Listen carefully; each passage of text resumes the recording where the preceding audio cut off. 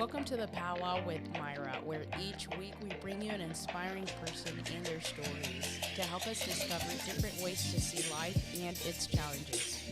My focus sits on being thoughtful, engaging, and entertaining. I hope you enjoy it. Thanks for watching. Welcome to the Pow Wow with Mayra. Thank you. Thank you for having me. It's really exciting. Yes, I look very much forward to our conversation today. So let's get started. Sure. Can you share a little bit about what it is that you do?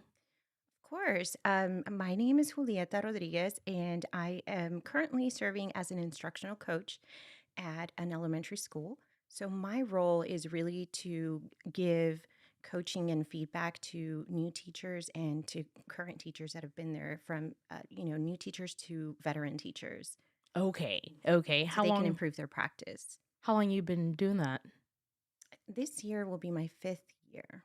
So I Okay. stepped out of the classroom just 5 years ago. I felt the need to help others and other teachers, especially because we had, at that moment, I was a fifth grade teacher and I saw a brand new teacher coming in to our grade level and she was struggling a lot. And so I felt like that was something that I wanted to do to help her and the team, just in general. Yes. Okay. So where did you grow up? Where does Julieta come from? I come from Brownsville, Texas. It's in South Texas, and it's a border town.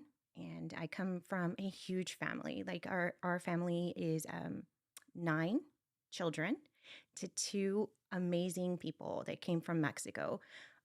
So they came and they had 9 children. So we are just a big family, but we enjoy it. And my dad passed away um, couple of years ago, like 8 years ago, actually. And so it's been very uh, different and hard, right? Because he was our strong man, right? Of the family. He was our Superman. He worked a lot for all of our kids. So that's where I really come from. Just very humble beginnings, but also very high ambition and aspirations in life. And I think that's in all of the kids in general in our family. Mm-hmm. Yeah. Okay. And did you grow up in Brownsville, from where you started to where you graduated high school there? Yes, I graduated high school and actually I wanted to go to San Antonio for college and my dad, just typical traditional Mexican, no, you're not going anywhere, right? You're going to go to college here. So I did and I stayed in college, graduated there. And as soon as I graduated, I moved here to Dallas. Okay. hmm Okay. And what did you major? It was a like a just an education generalist. Okay. So you kind of did you know you wanted to go into this field since you can remember, or how did you end up Yeah. choosing that career?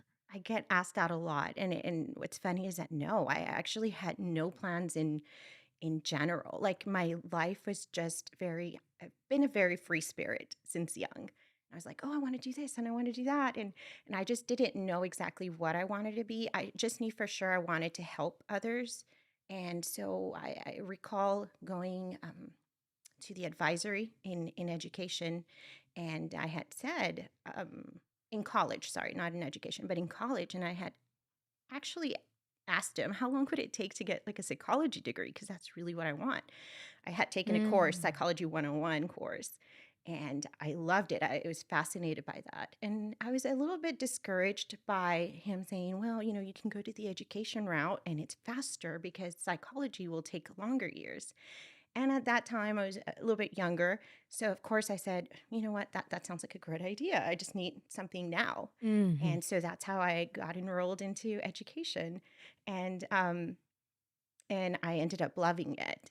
Mhm. But I do want to say it's been in the family, education, right? I come from um, a family like my dad and my mom didn't have an education. So they continue telling us, you, Julieta, everybody has to go to school. Like that should be your main focus. And then my older sister, Alicia, like she actually went through with it first and she graduated college and she became a teacher. And then now she's currently a principal. So yes, we do have that, and actually all my sisters are in education as well. Okay. Yeah. Oh, wow. Beautiful. How many girls and guys? We are 4 ladies and 5 men. Okay, so pretty Yeah. even. Yeah, pretty even. How was It's really how was nice. growing up with all your siblings? It was fun, right? Like the older siblings were just there to kind of like be the backup support for our parents. And we were the wild children, like, hey, get in here. Like we were always at the park, running around. Yeah, it was just amazing. We had a really nice childhood. Um, and we loved our parents a lot, and our parents loved us. And so we saw their hardships. Of course, sometimes we saw it more growing up, right? When Mhm. you're a child, you don't really recognize all the sacrifices that they had to endure. And now that I'm a mom, I'm older. I'm like, wow, they went through a lot and Mm. they provided a lot for us. So I think that's an important reason for me to just keep on, with my dreams and accomplishing my goals, just so that they can see that their efforts cost this, young woman to reach her dreams. Seriously, Hmm. seriously. So, it sounds like you were all very, very close, maybe to this day. Yes. Um, so what kind of discipline did your parents how did they discipline you and your siblings from what you can remember? And do you remember if it was maybe different with the older versus with the younger kids? What do you remember? Yes. Um, I recall it, and I also have that, get thrown at our face a lot by the older ones. Like, Uh, well, you didn't have it that hard. oh, Like dad and mom were very strict with us, and then kind of slacked off on y'all, which is true because we would just run away. Every time they would try to discipline me or my younger brother and sister, we'd always just escape because we were younger. And so that's what I do recall, that there was still discipline, mm, right? We grew up in a very strict Catholic household. And so there was a lot of discipline and a lot of, no, you cannot have boyfriends, you cannot have sleepovers, and you can't have, but at the same time, it was what we needed. yeah, for sure, for sure. So, as far as in school, what were the expectations It was by your just, parents? yes, it was just to focus in education. Like we weren't there to play around at all. Like the focus was, my mom was very involved. She's a stay-at-home mom, but at the same time, she still actually went to the school to help, like a parent Okay. volunteer. And she would also just encourage us in everything that we would partake in. So that was really helpful. That was really nice that, and regardless of whatever we were involved in, my mom and actually my dad in high school as well. Like now that I'm a mom and I have to drive my son to football practice and stay there, I'm like, wow, that was my dad staying like an hour and a half every day for Mm, tennis. And he was also very supportive, right? right. So I think, yeah, just those high expectations on whatever we're trying to do to be the best that we can. Be the best that you Hmm. can. Yeah, and so they helped support your goals. You would say by being supportive. Did they have any certain requirements that you guys must like have, like for example in school you must have A's and B's, or you can't, anything specific that you guys had to kind of check the box? Right. Or was it more like a, hey, let me have a talk with you, and you just have to pass? Right. I think it was definitely the report cards were always, shown to my mom, and she would look at them. But I feel like in general, we didn't really get too much of conversations, about expectations in school. It was just a given. Like it was just Mm, expected. okay. That's a better word. It was just expected of us to do good in school. Um, because I can't recall a time that, the principal had to call the mom or dad, at least Okay. not with me.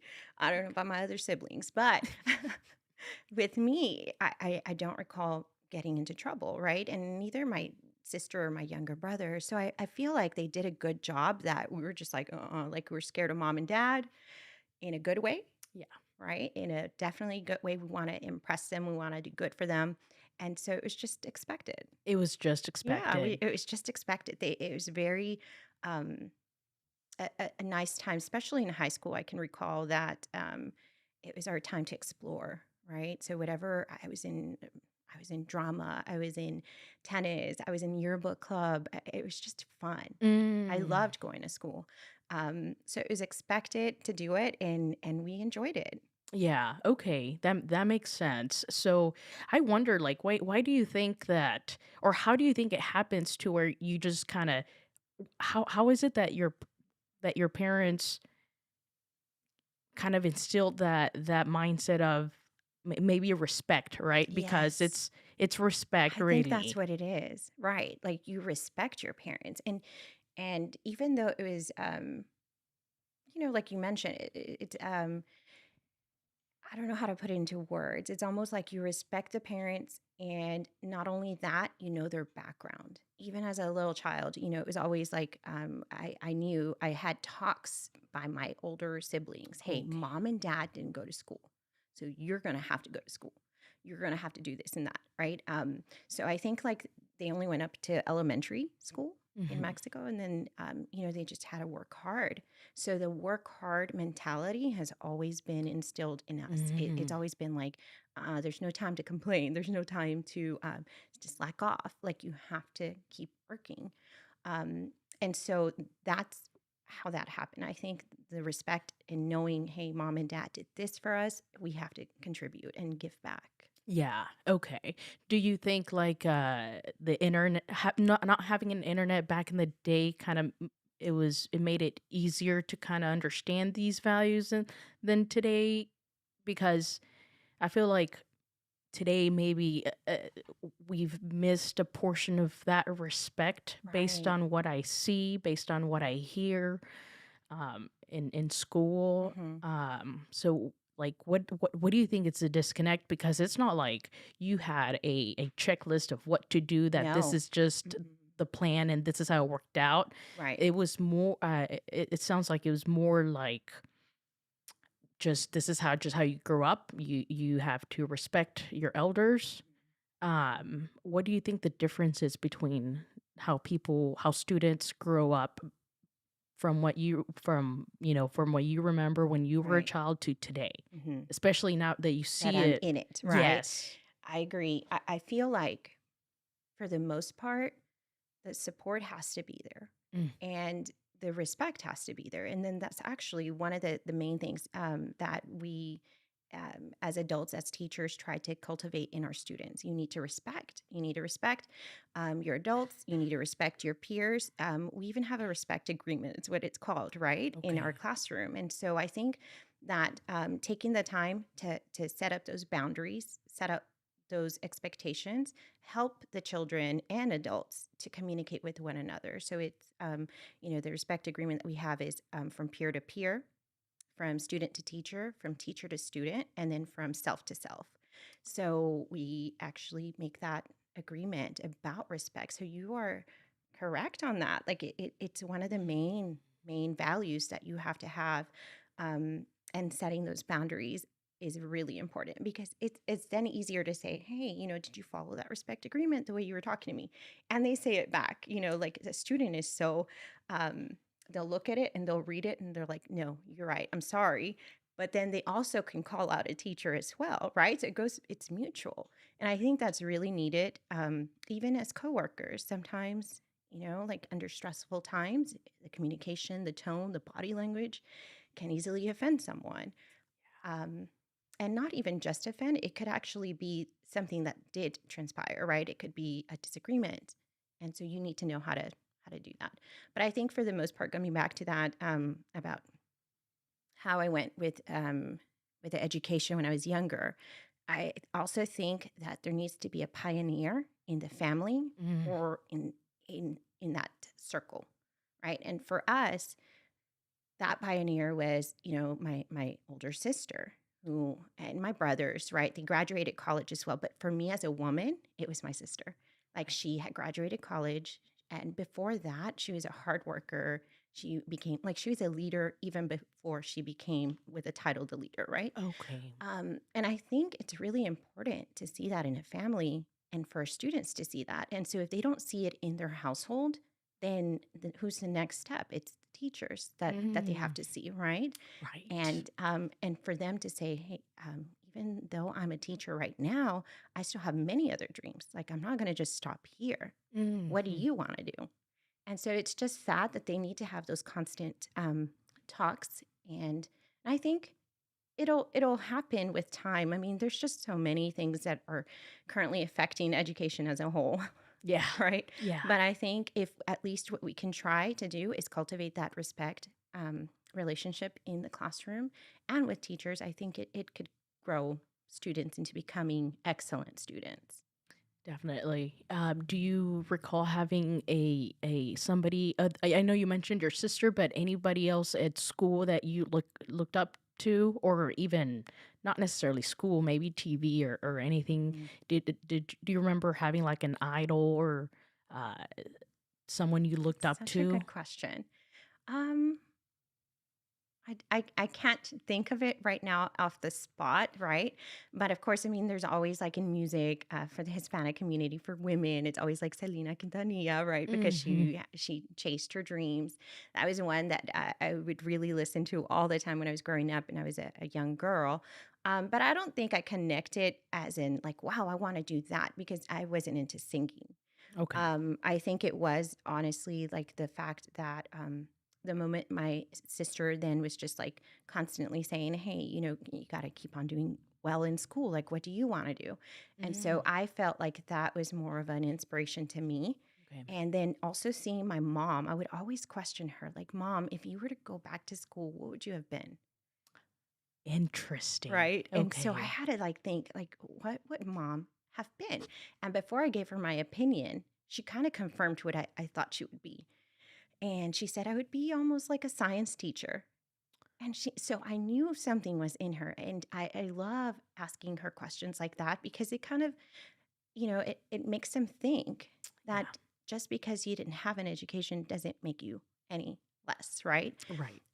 Because she has many beautiful qualities that she gave to all of us. So I think with her, like she's so smart with plants. She has many plants in her backyard and like a botanist, right? And so that's what I was thinking.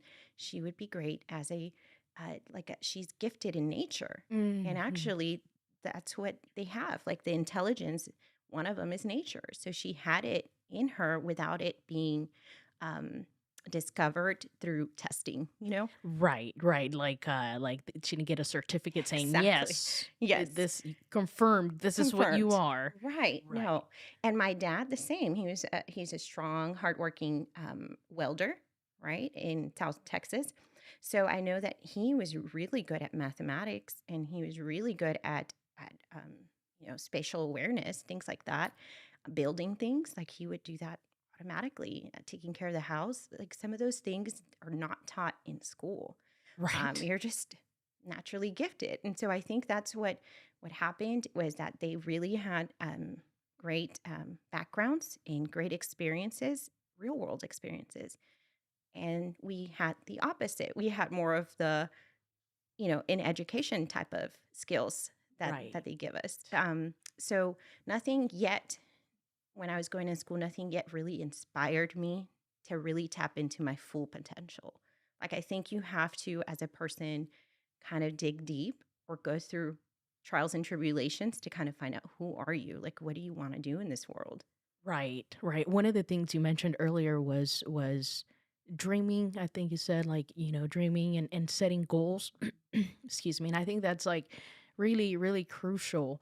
And I think that is sometimes might be like the base, because if you don't dream, if you don't maybe even put thought into what that future may look like, even if you don't know what the answer to that is, it gets you thinking and it gets you curious, Mm-hmm. so that you can maybe start trying, okay, let's try this, until you finally maybe come and find something that fits within your lifestyle, that you're like, okay, that, yeah, like this is where I'm going. This is where I want to go. Right.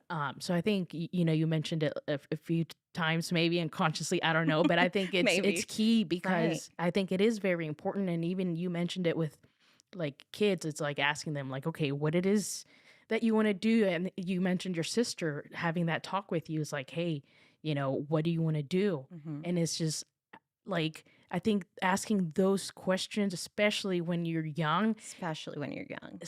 right? Because it gets people or students thinking, gets them dreaming, gets them maybe excited to start asking questions and what it is that they want to do. Hmm. So yeah, I think I did capture that, and I think that's very interesting, and I really really think we need more of that. Right. And I think it'll change, right? Like, so sometimes you don't know what you want to do, Right. and that's totally okay. Like, there was a time where it was, I had finished high school.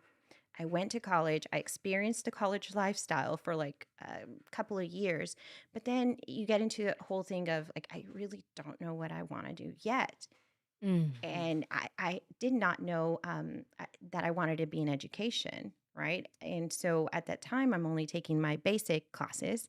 And then you get presented with real world facts, right? Like with, hey, I could also have a job.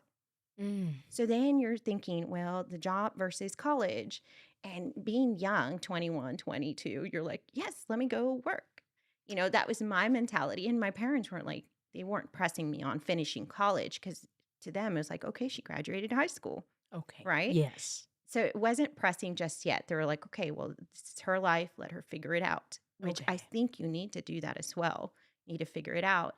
Um, then just life happens, right? You end up saying, okay, I think what I really need to do is go back to college, finish that off. Mm.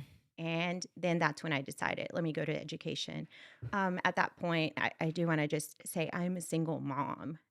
My son's 14 years old. So it had been, I think, the turning point in my life that I had already had, like my son, I was pregnant and I was thinking, oh my goodness, like I do not want to raise him not having a career, Okay.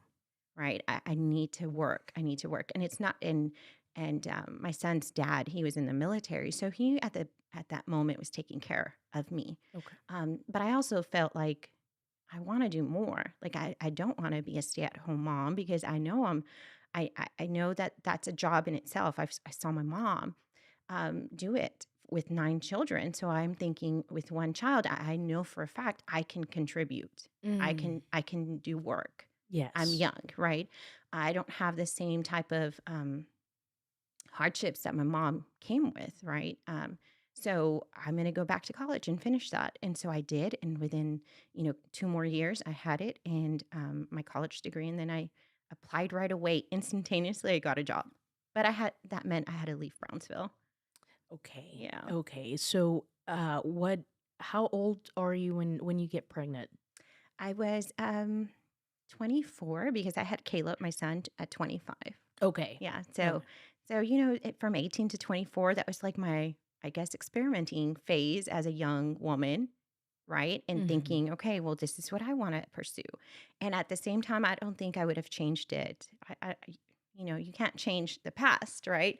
So I'm very comfortable with saying, wow, it was meant to be. Like, because now that I have my college degree and still pursuing another, a master's degree in educational leadership, like there's still more to me. Yes, I agree, and I think that's something I've came to learn myself too with like Mhm, just accepting the past mhm. to how it happened and understanding that okay, I know better now because of that experience. Right.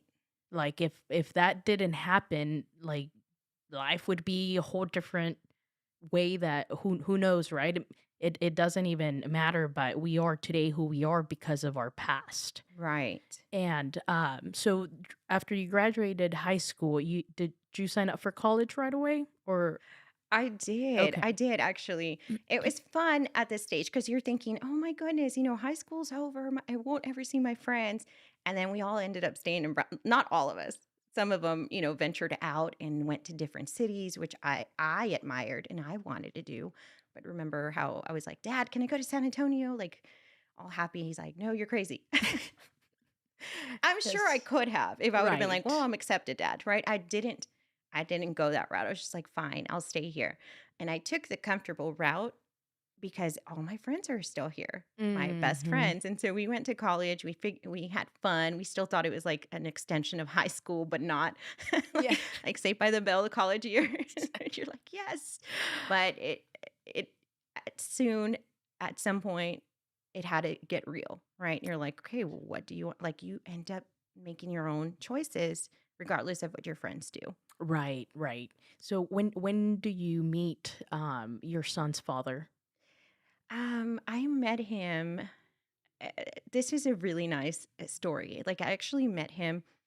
He was serving in Iraq at the moment, and then my best friend Veronica, if you're watching this, my best friend, her husband actually served in the same war with him. Like they're in the same unit, the same army Okay. company, right? And so then they were like, "Hey, we want to introduce you to somebody," and it was him. It was David. And so at that moment, like it was just a quick, instant connection, Mm. and we talked all throughout his service in Iraq, which I feel like that was really nice for us to connect because back in the day it was again AOL or what was it internet Yeah, wasn't those it the AOL messenger. Messenger? Uh-huh. Yes. MySpace? MySpace. That was happening, and so we had, like, just this long distance relationship, and so then after that, he actually decided 'cause it was 4 years were over, and he was like, "You know what, Julieta? Like, I'll move down to Brownsville, and I'll move over there because we had already had, like, a long distance relationship for, like, a year while he Mhm. was in Iraq, and I waited for that, right? And so it was really special. Shortly after, I'm Jeez. Salarm, Amber alert. reminiscing. Sorry, we'll cut that out. Or leave it in for fun. Is that you? Is that mine? I thought it was Amber Alert. Yeah. Like It one of is. those. I thought I turned. There's a Oh, tornado tornado warning. warning. Oh my goodness. Take Take shelter shelter now. now. It was that I'll keep story. I'll keep an eye on the weather. Psych flash. It's a past. I was thinking, I'm like, because I turned off the Amber Alerts because they all, for a They're while, I felt like constant. they were coming in almost They daily. do. They do. And the problem with that one, the Amber Alert, I remember Caleb was in third grade. He's like, Mom, what are those sirens? The teacher and me tried to educate this child, and I'm like, okay, son, so that means a child is being kidnapped. Like it traumatized him forever. He's like, Mom, up until this date, he's like, another child. I'm like, oh my goodness, why did I share that with him? That is funny. You think you're, doing the parent thing, Yes, I educator? was educating him every time there's and so they'll send it, and I showed it to him, and he's like, oh, she's missing, and it just, and so even up to this point, if he's going outside to the truck, he's like, hey, do you mind like watching over it and make sure? And I'm like, nobody's gonna steal you. Like, first of all, you're 265 pound, 5'10", offensive lineman. That is funny. Yeah, you never know how. Yeah, you never know. Yeah.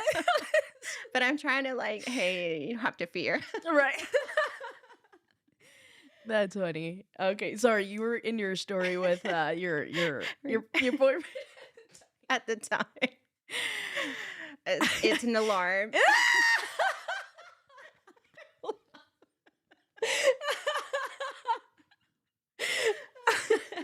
It's a nice now after I've healed. Let me just say that. After I've healed, I feel like I can tell this story without crying, Mm. right? Because it just had been recent that every time I would mention it, like I wouldn't even share it, like Mm. because it would give me like a lump in my throat, Mm. like. Ugh. But now I'm like, yeah, now I've accepted and said, well, he gave me the biggest blessing, which is Caleb.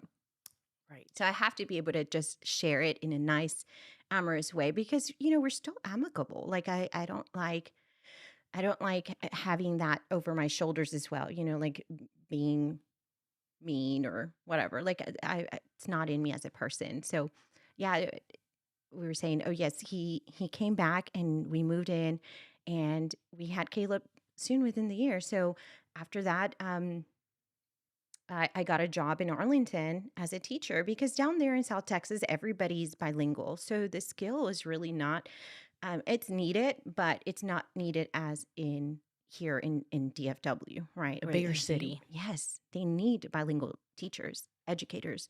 So for me, it was instant. The moment I graduated, I got a quick offer and I applied in Austin, I applied here, and I chose Arlington because that's where my sister's at. And I Okay. had two sisters living here at the moment.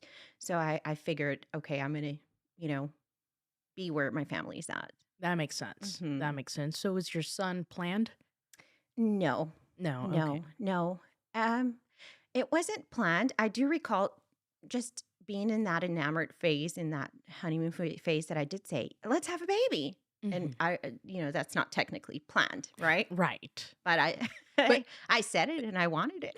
I wanted a baby. yes. And Okay. so yeah, and then after that, that's what I'm just more spontaneous. And I feel like that's in my, like I said, I was a free spirit, right? I still am.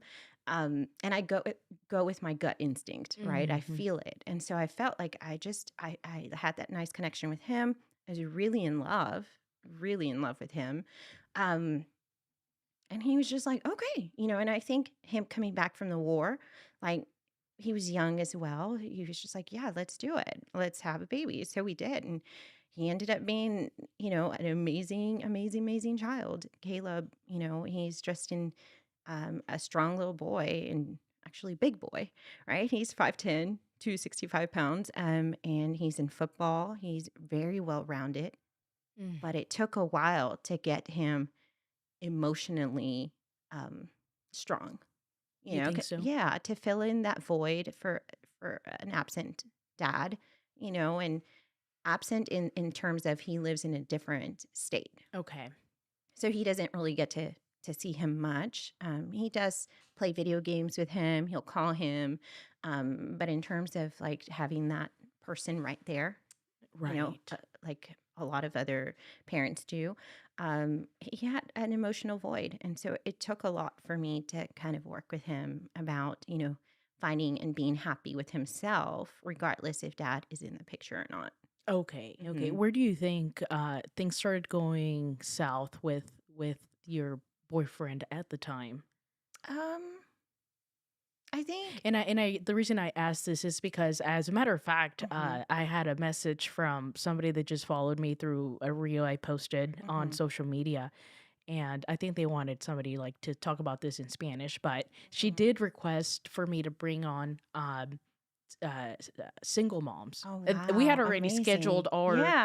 Yeah, and I think, like I said, I think she wants it in Spanish. in Espanol. Yeah, yeah, but and I say this because there's people that are hungry. Like, I don't know this person, right? Hmm And they're asking for these kind of tips. So maybe she hmm might hear it or not. Yeah, But for other single for mom, other like, single moms, right, where do you think at the time, you're both are young, you're right. both are in love, Hmm you said let's have a child. You guys have a child, like, yeah, let's do it. So where did things Where start did kind of things go? getting shaky? Right. And it's a very sensitive spot for people as well, right? Like for me, for him. Yes. And so obviously with being a veteran in the military comes a lot of trauma, a lot Mm, of things that you either suppress or don't. You show it, demonstrate it through different ways. So I felt like at the time he hadn't had the moment to really display the needs that he had because it was I was there. So I was like, yes, mm. everything's nice and happy. And I was young, so I wasn't really educated in this whole PTSD Okay. in veterans. I mean, I didn't see anything other than, just constant um, moments of like where I was like, is he okay? Like he doesn't feel like he's like there's no zest for life. And this wasn't right away. This is more like when my son was 3 years old, 2 to Okay. 3 years old, that I was just like, okay, now that I have my college degree, now it's, now it's your turn. And so I tried many facets of being, supportive, as a supportive partner. I was a demanding partner. I was a motivational partner. Like I tried every type of partner. And at that time, when you feel like you've exhausted all those types of ways of showing up for a person, you feel like maybe his need is bigger and it's not me. Hmm. And so it was, just a lot of things that occurred that I feel like if I should have just, hey, maybe go get therapy, right? Maybe things could have been different. I don't know, but I do recall asking him, hey, do you need therapy? Maybe he's like, no, I don't need it. But who knows? Who knows with soldiers? Sometimes they don't want to share.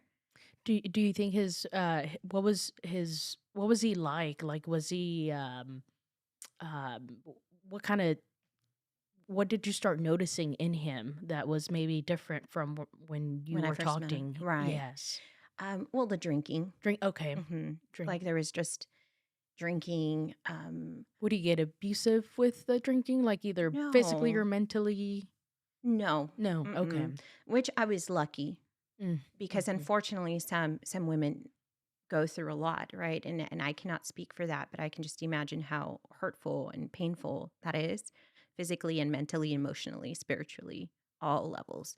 Um, I do feel like sometimes, even in my story, people at the very beginning, when I said I wanted to separate, it was are you selfish? Like, are you not thinking of your son?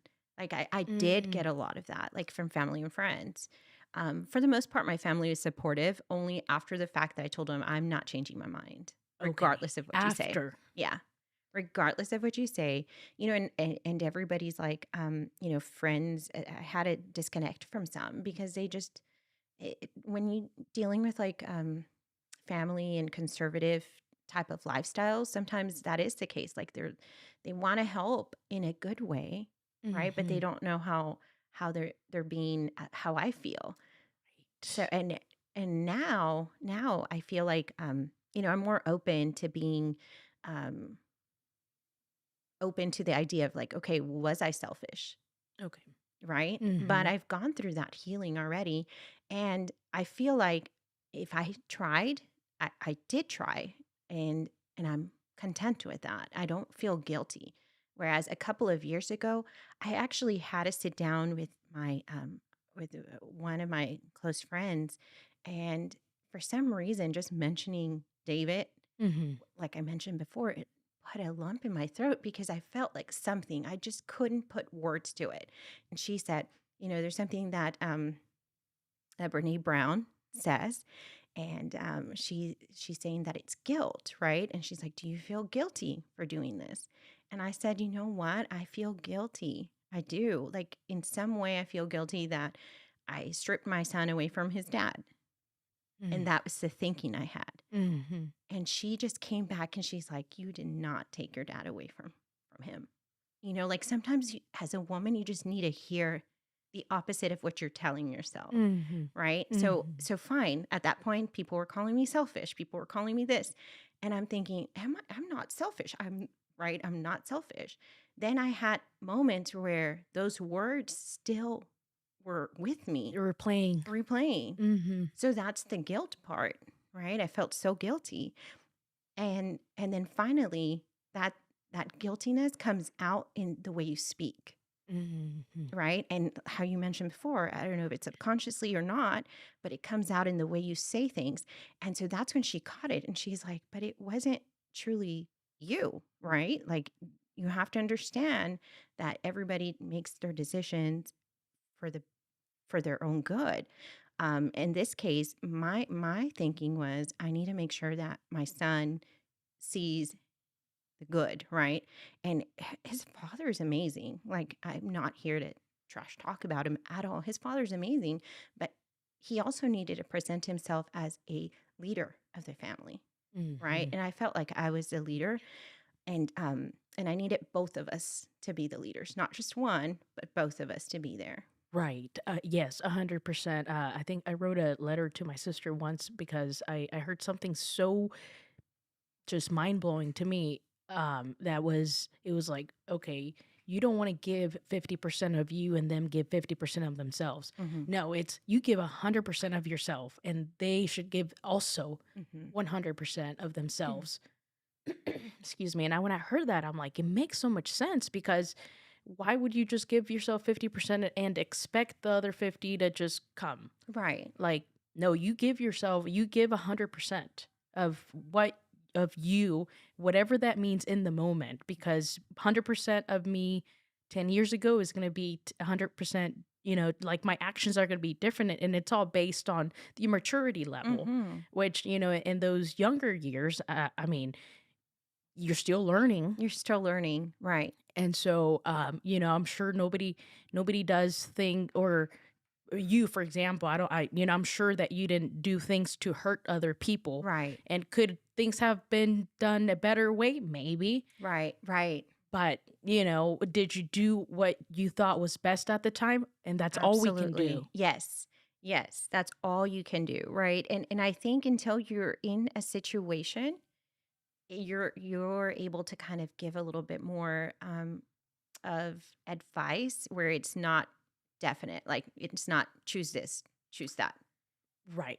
Right. And, Right. and so at this point now, after experiencing that and feeling it, you're just thinking, okay, I'm going to show up and listen to you without giving you advice on what steps to take. Like, Mm, because that's not my story. That's not my journey. I'm only there to listen and to give, advice that's not biased, right?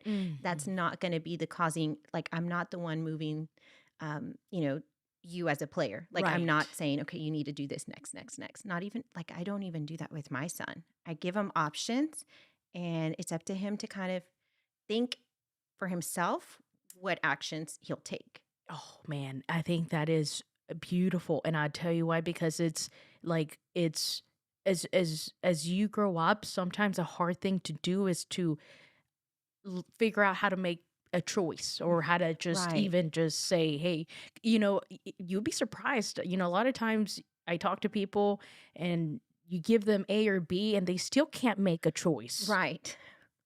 They still are struggling with making up their mind. They almost Hmm. want you to make that choice for For them. them. Exactly. And so, when you mentioning, you give your son, options and then he has to process Hmm. and figure out what it is that he wants to choose and figure out why, like that is very, very important. And even speaking for myself, sometimes like I'll like play a few things in my head and it's like, what do I do? What do I choose? And I didn't really saw this as an issue until like really I was with Logan and he's like, Hmm. just make a choice. Hmm. And I'm like, okay. So Right. yes, like I think that that is a skill, That's a skill. Yes. that it's very, very important because every moment of the You're day we're making it yes, a choice. you are, and so that's oh god, you're like hitting on so many like good points that I've kind of processed or even experienced. Experienced, right. And I think the more that we can do that with our youth, the more they're able to become better citizens, right? Like, hey, this is an action, this is a consequence of the actions you've chosen, right? Hmm. Because then there's no blaming. Right. There's no, hey, well, you told me to do that. You told me to do that. And that's the thing, right? Like, especially now that I'm older, I feel like I can have those conversations with my family members, right? And it was like, hey, well, at one point I didn't have like an intervention. And that happens in a lot of communities and a lot of families, right? When there's a split up or a divorce, Hmm. which I appreciate 100%, right? That just Right. means that they were showing up for me. They were Right. showing that they cared for the family as a unit. And I appreciate that. And I can see that um, reflecting back, right? Yes, And it's not always so it's not easy. always easy, and it's not always on that point that you're like, "Oh, I see your intent." Yeah. No, you don't. Like, you're just like you just process and you keep And for years to come, it's been now what, 14, no, 8 years that I've been a single mom. So Mm-hmm. 8 years that it's taken me the time to replay certain things, not to the point where I'm like anxious or fearful or anything like that. It's more like, wow, I needed to process that now and think about those actions and think about those sayings to then say, okay, this is now how I feel about it. Right, And right. it's way different. Now I'm like, okay, well, I see your perspective, I see your advice, and I'm glad that I still went with my gut instinct, what I was wanting. Right. Yes, because only you are living that life. Mm-hmm. At the end of the day, when you have to go to sleep Mm-hmm. and with your own thoughts, that's all you. Everybody else is living their life, and it's easier to sometimes say, oh yeah, you should do X, Y, and Z. But Right. that's easier said than done, right? Easier There's said that than done. saying, Right. because we're not in the moment ourselves. And, like you said, sometimes we just have to go through these phases, which is why we learn. And if we learn, then nothing was done in vain, Right. because so I learned this actually a while ago, where it says, for whatever happens, it can be a win-win, but that's up to you. You either get the results that you want, and that's a win, Mm-hmm. or you learn from whatever it is that your experience was, and that's another win, because you learned. You learned. Right. And so, and sometimes it takes time, because good things take time to learn sometimes. Just some things, especially if they're more complex, Mm-hmm. it takes longer because they're complex. They're complex. Right. You know what I mean? I Like, agree. it's just, it is what it is. Um, and and sometimes all these issues kind of help you prepare to be a better person, or a better leader, or a better mother, a better Right. friend, a better neighbor. Oh my goodness. You're saying it. Right. And, because you understand. And, like now, if, for example, you mentioned people, maybe family, friends said, hey, you're being selfish. So you had to sort through that out, and Mm-hmm. and you had to still go with what it was that you were feeling. And maybe it was just I mean, I'm sure everybody had good intentions, Right. right? But sometimes the decision falls in on us. Mhm. And I wanted, speaking of, I kind of want to know, because sometimes, depending who says things, sometimes they have bigger weight than others, Mhm. right? So when Yes. you were going through these hardship, just moments where, it was, you didn't really know what the right answer was, Right. um did you have somebody that you really looked up to or respected, that maybe were telling you, hey, you're being selfish, hey, Mhm. don't do this? Was it people that you respected, because, and that maybe their opinions really Right. weighted on you? Yes. Mm, Most definitely. Like I mentioned before, it was a lot of not just, selfish. It was about think about Caleb, think about your son, think mm, about this, right? So almost in a way, yes, you have to think of your child, right? But I felt like that comment in itself sounds very genuine, but at the same time it's giving the other person guilt. mhm. Oh, what you're saying is I'm not thinking about him Right, while I'm making this decision, right? right. And at that point, it's like you need to be able to trust in God, trust in your faith, trust that everything's gonna be fine. That you're doing it for the betterment of the child.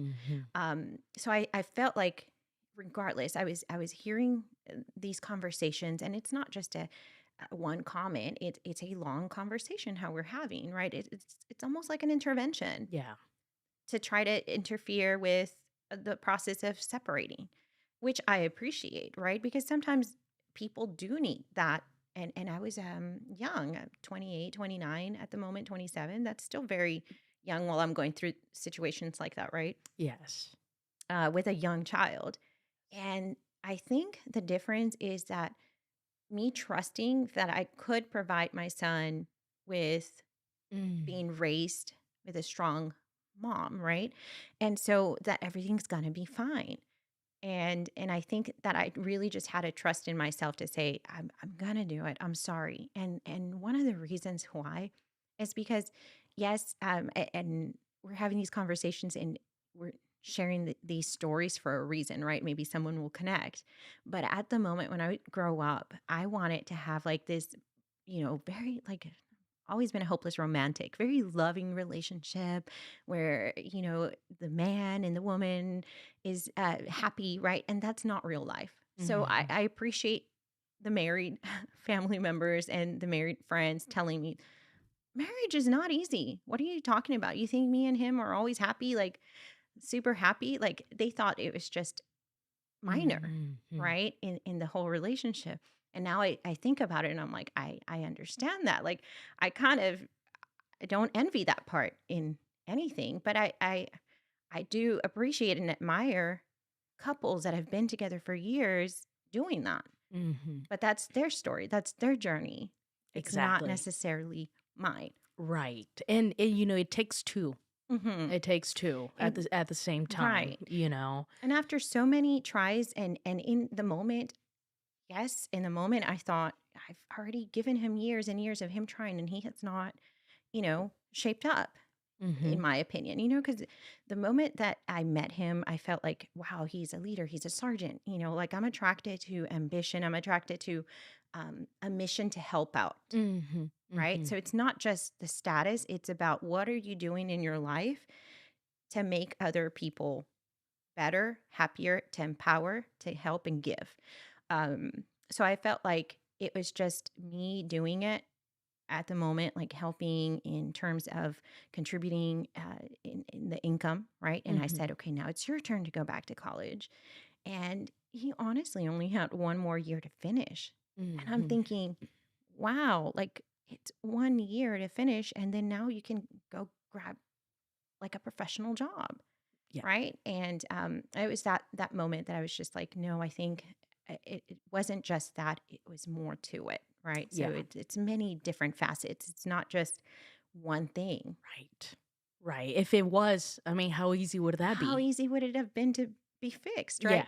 And even years after, like I always say, like there is just a nice moment where I just said when we would go to church with my mom and she would be there, and in my thoughts and prayers, I would say, just God, just, I wouldn't even pray for me. I would say, just find David, my ex, someone that's going to make him happy. Mhm. Right. And I'm glad because he did. He redid his life. He's now happily married. Right. I don't know what type of situations they might be under, right, with marriage. But he has a little girl now and a stepson. So Caleb has an extended family in North Carolina. And I'm okay with that. I'm happy. I'm not going to say it didn't hurt when he told me that he had a baby on the way. It was not a hurt where, like, oh my goodness, that type of hurt. It was a, wow, I'm happy. Yeah. There's a little sting to it. Yeah. Well, it would be hard not to. I mean, you were in love with this man. Right. It's not like, oh, I'm supposed to feel nothing. Exactly. Like No. that's just really, if you ask me, I feel like that's just you would be lying, Mm-hmm. or anyone. Like if there was actual like genuine Love. love Right. at some point, and then that might translate into, okay, you know what, I'm happy for you. Mm-hmm. Right. And maybe some of the experience he had with you maybe made him a better man. I Yes. And it made me a better woman too Of with the course, way I yes. show up, right? Because at the end of the day, if you're not taking the time to really heal and reflect, then you're going to just show up to the next relationship the same way, the same way, Right. the same way. And it's Right. causing that same cycle, right? So I'm glad that he had the time to really figure out what he wanted in life and how to change that. And then for me, I've not moved on in terms of wanting to right away jump into another relationship. Hmm. It's been more a self-discovery phase for me still. And and everybody always asks like why don't you just get a boyfriend. I'm like it's that easy. First of all, my standards, right? And not just that, it's about I want to make sure that whoever I'm with is a person that is able, like I mentioned again, to be on the same mission. Because once you're in that mission to be impactful to a lot of people, like there's nothing like it. Like if I'm Mhm. doing it right now on my own, imagine with another partner Right. to do it with you that has Yes. the same type of, maybe not necessarily the same goals, but has the same type of vision of being a hard worker, of being ambitious in terms of wanting to help out the community. And that's Yes. one thing that I always ask, like, what is one thing you do to help out the community? And it seems like a interview question, but you should be interviewing people, right? Yes, you're Your getting to friends, know them. right, your friends as well. Like, so if you're not being surrounded by those friendships that are wanting you to do better, then who are you being surrounded by? Wow, that is so important. Seriously, because the people this is the kind of people you are around, Around. right? So it's like, hey, let's learn from each other, let's support each other, and let's live a better life Let's live a overall, better life, right? Right. right? So yes, actually, I'm going to take a short break because now I have to use the restroom. Okay, breed is he? He's an Alaskan Malamute. Malamute. Mm-hmm. All right, we're back. Okay, so where do we leave off? Okay, so I was gonna ask where we left off where we're talking about the experience Mm-hmm. of just learning and through these hardships that and during that phase it was when you were kind of like thinking about separating. Do you think you mentioned earlier you were raised in a very like Catholic Mm-hmm. type household? Right. Do you think like just being raised in a religious household, Mm-hmm. did that kind of impact how you thought when making choices? For example, like when you decided to, hey, maybe I should go on this alone with my son. um do you think, or and even when people, family members, I'm sure some of them are also Catholic, Mm-hmm. what did they kind of bring in the faith into why you should keep fighting, basically? Right. Um, Honestly, no, it wasn't more religion Okay. talk because at that point I was already, like, no, we weren't married technically, like through Okay. church, right? So it Hmm. was almost like I was already meeting someone. We Okay. moved in together, almost like more progressive type of situations, right? Okay. And and it was new to them. They're like, "You're gonna do what?" And I'm like, and my dad, who's the one that's like, you should do this and that. He was amazing and funny at the same time because he's like, finally, someone's gonna come here with Julieta, take care of her because she is just fiery. And he loved David. Like he Mm. absolutely loved David. So it wasn't until after my dad passed away that I actually decided to separate. Oh, So okay. when my dad was still alive, yeah, we had those problems, and I recall one time that we were a little bit upset with each other because we were living under my dad and my mom's at the time. Uh, just I'm trying to really recall the events, right, the timeline, because I got hired as a teacher like when my son was 3 years old around that time. Mm. Yes. So when my son was 1 and 2, I was living with my dad and my mom. And then David and I lived together for like a year. Then that's when I moved to Arlington. Okay. So within that time frame, my dad and my mom were, constantly in the picture as well. But, they never really said, don't, my mom never really told me, don't leave him. My dad was the one who's like, no, you're crazy. You have to stay with him. Right. And I Mhm. respected his opinion, Mhm. of course. And so at the moment, I just had to endure it. And then the moment that my dad passed away, David was there. You know, we were still a couple, but shortly after is when I said, you know what, like I didn't want to actually disappoint my dad because he Mm. loved David. So it was so strange, my thinking, right? Of like at the same time, once that happened, I was like, okay, you know, like I I'm not gonna have to be faced with dad telling me don't do that, you know, because his words really were very impactful to me all the Mm. time. You know, he worked really hard, so I hardly ever saw him.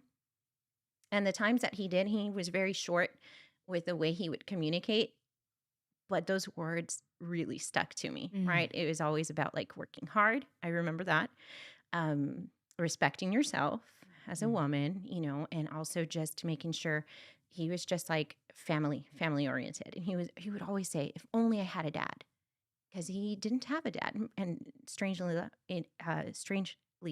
enough, my mom also didn't have a dad growing up. So Mm. both of them, you know, were also from single moms. Um, and so for him, it was really important to see a father figure, right? Okay. And he presented himself as a very strong father figure. My dad did to both David and I. So the moment that he did, I don't know. I guess I was just like, it's not working out between us. And Mm-hmm. it was long conversations. And I recall saying to myself, I'm not going to, you know, I'm not going to just stay in it Mm. just because, right? Because everybody says it. I need it. Like I have my career ready. I can probably live off of my income. And I didn't Mm-hmm. know if I could or not. I honestly was just like, well, it's gonna just have a strong, supportive family and friends, right? Mm-hmm. Because after a while, regardless of the choices one makes in our family, we still stick through with each other. Mm. It's almost like, okay, well, I did my part in giving you the advice. You still did whatever you want to do, but we're still going to show up for you. Like we Right. never push family members away. Like, and when I say family, it's just, I'm not saying like cousins and uncles and this and that, because it's really just our familia Rodriguez, which is our 9 siblings and my mom and dad. That's what Mm. when I say family, that's them. Right, Mm-hmm. because I do have cousins and uncles, but some of them are in Mexico. Most of them are in Mexico, actually, and I have just a couple of cousins here in America. But we're not close, Okay. right? So it's strictly our family, and so regardless of anything that might happen, you know, like it's like a novela, Yeah. right? Yes. Regardless of anything that happens in that series, it's family. So we support each other and we can show up and the best we can do is give each other advice and love and comfort, no matter what choices we make. Yes, I love that, and it's so important. And I love how you say like, hey, they'll give you their thoughts and their opinions, for the best. Mhm. That's the best thing that they are bringing to the table. And regardless of what you decide to do, they're still there. They're still there. Right. And the moment that that happens, there's no more, like, there's no judgment. Right. Hmm. So it's not like, well, I told you this and I told you that. It's almost like, why show up that way? We're all Right. very positive. As a matter of fact, I don't think that I would be in the situation that I am if it wasn't for them, right? Because Hmm. in certain years, in certain months, in certain days, they've showed up regardless. Hmm. And this is extended family, like brother-in-laws who are just like brothers that show up and they see me and they show up in any way. Hey, you need this for your car. Hey, make sure. And as persistent as they get, like, and I'm like, oh my gosh, he is just like a brother. Like, I know that they have the best interest in me and in my son. So I always try to show up the same way for them, Hmm. right? Non-judgmental is first, loving, right, and showing up for them, and just in whatever life life phase that they are in, we show up for each other.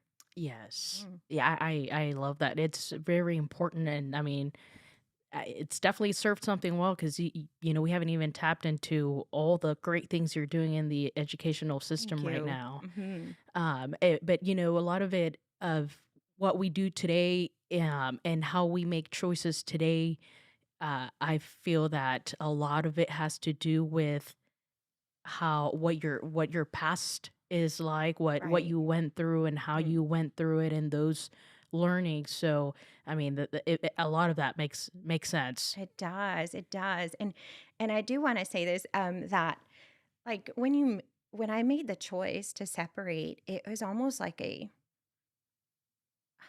how do I explain this? Like a freedom as Mm. a woman, right?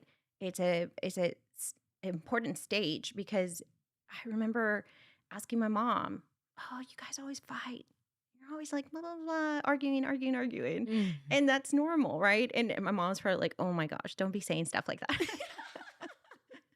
Right? But it's It normal. is It's just right. so normal. And it was about the smallest details sometimes. And I would be rolling my eyes, like, oh my gosh, oh my God. Like, even at that moment, I loved my dad, but I would always ask my mom, as a female, why didn't you Mm. ever leave him? These are questions Yeah, that are natural. right. You, now that I'm a single mom, we have these conversations as women and women versus mom to daughter. I don't think I would have really questioned her as a daughter. But Mm. now that now that I'm a single mom and I did make that choice, I asked her and she was like, it's different. Like I love your dad, Mm. but because she also, I mean, as a woman, sometimes you have that thought Yeah. like, am I going to leave? Am I going to stay? What am I doing? And she said, like if I had the income, I would. Mm. Right? I Mhm. would have, maybe, perhaps. But at the same time, I don't think she would have because she loved my dad to pieces. Mhm. Right? But that at least satisfied me in a way to say, not just for my mom, but for the women that can't, Right. I'm going to do this. Right? And I'm going to Yes. say, I don't care. I'm going to go through the struggles on my own because somewhere, somehow, my son's seen me as a leader, as a strong mom, and then also other women are. Yes. Right? For So sure. you have to like show up the best way that you can to be a pioneer, like I mentioned. And a lot of women nowadays, like hopefully they can say, I don't have to stay in this relationship. Mhm. Let Right. me figure it out. And sometimes, it might take years for you to figure out what you really want. But for me, like I said, sometimes I can make a decision and think about it, and I'm like, okay, no one's going to convince me otherwise. This is really what I want. I appreciate your feedback, but this is the path that I'm wanting to take. Yes. Yes. So speaking of, how long did it take you from the time where you're like, yes, I'm gonna do it, to the time where you did it? Like how I long? think it was like we were only together for like 6 to 7 years. So 3 years, I would say we were together, like really struggling with each other Mm-hmm. for 3 years. And so then after that, then that's when I just said, okay, like we're not helping each other out.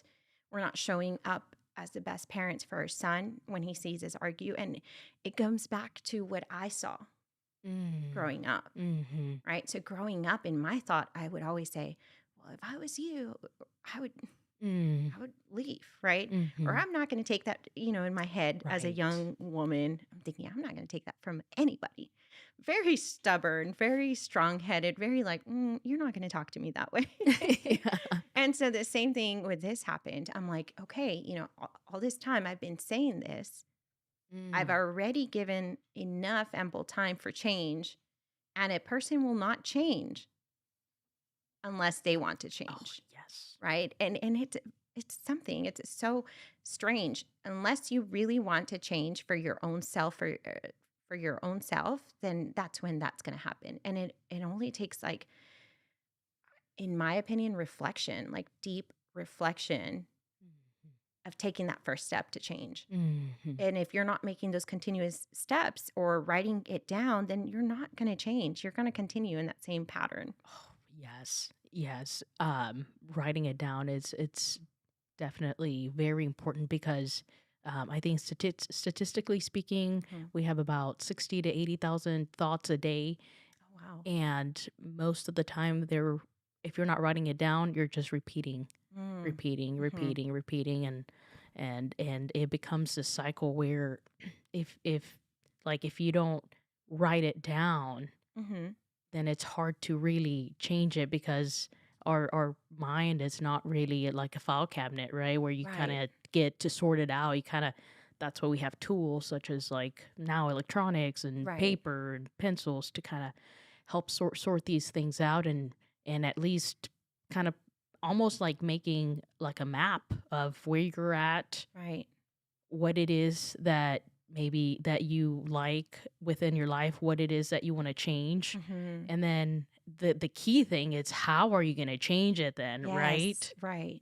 Um and I know you write things down because last time we spoke, you mentioned you had this you had a list of goals Yes. you wanted to hit. And tell me a little bit about those goals.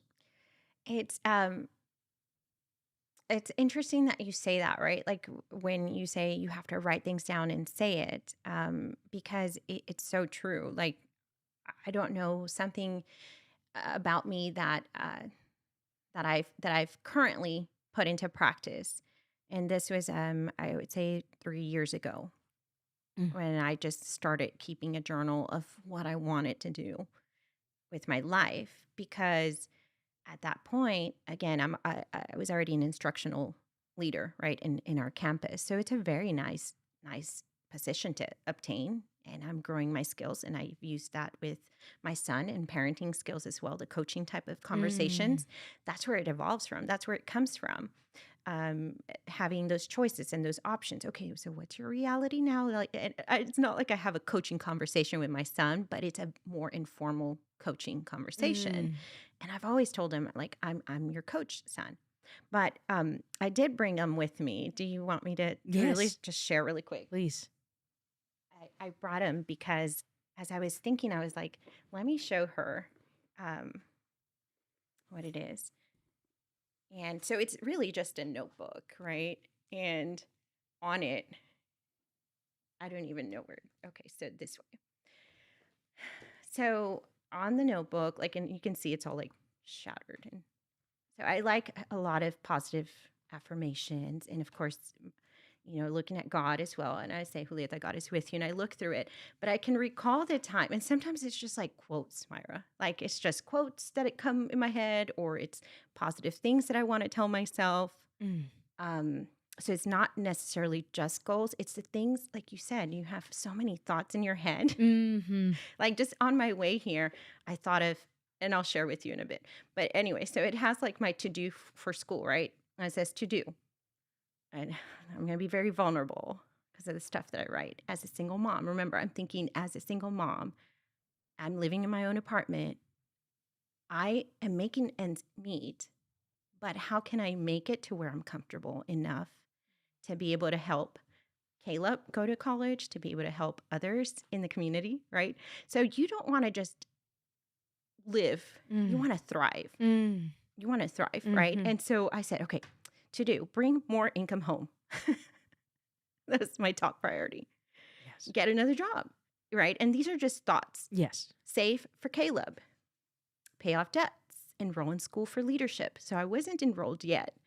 Explore business idea. And I was like, what business idea? I'm just at explore business idea. And Mm-hmm. I'm thinking because of bring home another income, right? Mm-hmm. So then I said, okay, so what are my steps that I have to do?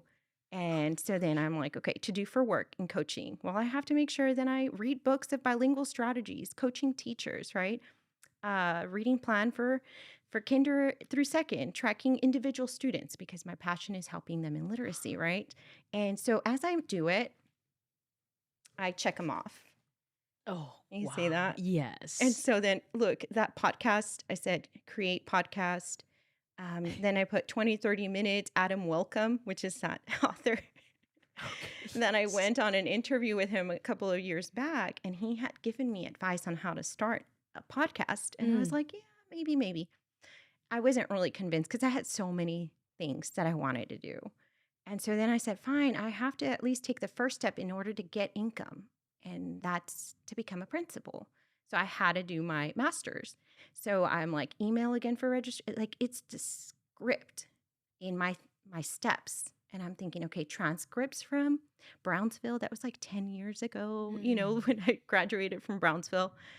Uh, Assurances of qualifications, buy the books, homeworks, pay for summer, things like that, my to do. And then this is Wow. to do for Caleb, my son. It's like register Caleb for middle school, make sure he goes to registration fee for football and stuff like that. And then the to do steps for my business. And here is just like, okay, how am I? Remember, my first thought was, how am I going to make more income for me and my son? Mm-hmm. So I'm thinking, okay, blah blah blah blah.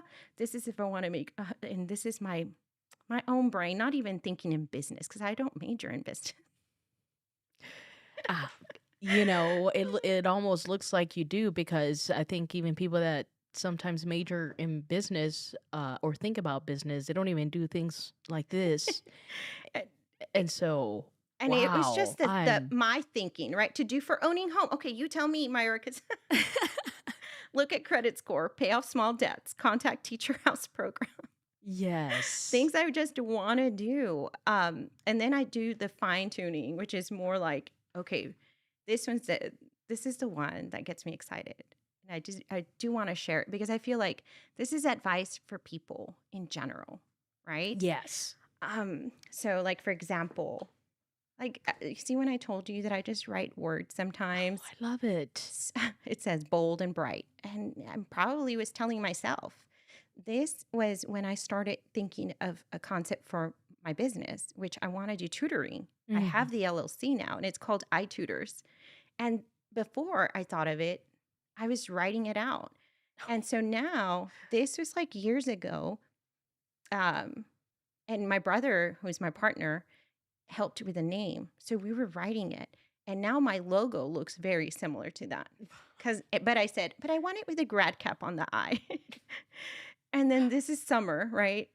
I had to write for summer 2023, which is coming up. But this is from, like I mentioned, you know what it was? COVID year. Mm. COVID happened. Yes. COVID happened to everyone.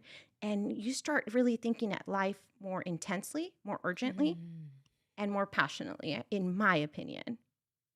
So I'm like, what do I do with this? Okay. So I said I wanted to go to grad school. I did. And I'll put the plus if that's money coming in, and I'll put negative, it's negative, like if I'm paying for it. So I had to pay for grad school. That's like $1,000 per class, right? Yeah. And you're working hard. And so then what other incomes are you getting to kind of balance that out, right? And Mm-hmm. again, in my opinion, even though I'm not always at church, God's always with me. So I always say He's going to lead me. Mm. And I'm like, God is with you, Julieta, you got this, right? Mm-hmm. And summer 2022. And I even put affirmations for myself because who else is telling you I love you besides your mom, family members, if you don't have a significant other? Mm-hmm. You have to tell yourself. Mm-hmm. My son does too, all the time. And then I said, business started. And I actually put ongoing because I got it last summer, the business concept and the business plan. And although I'm not making any income just yet, I'm being patient. Like it's all steps. And I'm not going to give up, right? And submit book for review, principal study for the test in the summer, right? And then so now I'm going to take the principal test this summer, Mm. take business courses. I want to have the nonprofit organization filed, submit 2 books, and hire tutors actually already and purchase Mm. curriculum. So it's all baby steps. And this is like, you see the business card that Oh. with that logo Oh, that we had yes. done. So it's just, and here's the flyer. So things like that are just like planning out. It's just, you got to plan it out. You have to find out, what do you want to do? Create that vision. Create the vision and the Yes. steps. And I love how you're saying you're being patient with it because that just means that you're going to be all that more successful in whatever it is that you set your mind to, I believe, because it's not like, oh, I'm just going to do this and I'm going to skip all these steps because I want this now. Now, right. You are writing things down, even refining your vision, I'm sure day by day. Hmm. Um especially when you're putting these thoughts down, and then you're putting in the work day by day to get there. Right. Right. And so this nonprofit organization, can you tell me about that? What Sure. that means? Sure. So this has been something that's been just like a vision of mine, not quite yet super formulated, right? Like it's almost like a brainstorming that I think about, and then I take the steps. Okay, what do I need? So it's I want to do something for single moms because I have the experience as one. Granted, I don't have some of the hardships that many people have, many women have, but that was because I took some steps, right? Of course, to help myself. Like I sought support from my family and friends, and not financially. It was more about, and sometimes it was actually, right? When I first started being a single mom, and there's nothing to be ashamed of, of asking for help. And Mm. sometimes as a woman that's strong headed, it's so hard to ask for help, right? Mhm. So I'm thinking, okay, so I was able to now have the career that I wanted. My son's taken care of. Now, how can I make sure that I now give back, right? Mm. And so I'm thinking, okay, like, just constantly reading and the research that it takes to kind of formulate something like this is how many women are single moms, right? How many children are being raised by single moms? That number is significant. And so, how can we help them? Because most of their hardships is the fact that most of the income that they get goes straight to food for the household, to the rent. Mhm. And so they're very limited to what else they can do with that. So, this nonprofit that I have envisioned, and when I was driving here, I was thinking of a name for it, right? Because I'm like thinking, oh, what can it be? Well, what helped me with Caleb? A village, right? So I'm thinking maybe that could be like, that sounds like a nice name. It takes a village, nonprofit organization for single moms. And in that nonprofit organization, I'm thinking these moms need support. They also need mentors and they need the resources, right? So here, what I did, that was just coming naturally to me. Okay, this is my first step because my brain is naturally gifted in thinking strategic. Mm. My dad gave that to me and instilled in it, right? Um, and so you also cultivate it with the leadership skills in the classes that you take. Like, okay, so what do you need to do? What's priority? And I want to make sure to say that because it does take a skill, right? Not Yes. everybody does it. No. No. And so you need to teach that. And so these single moms need to have that. Um, just a couple of years ago, and this is where it came about, this whole vision. I had taken Caleb and my niece, and we do a lot of nonprofit type of volunteering because my sister, she introduced us when we got here to Arlington. So we've been doing it since we arrived to Mission Arlington and supporting the Mm. cause and volunteering during Thanksgiving, Christmas, even. And I had taken him one time to Safe Haven, and that is, it's for moms as well. And for my child to say this to me, like that opened up my eyes. He's like, Mom.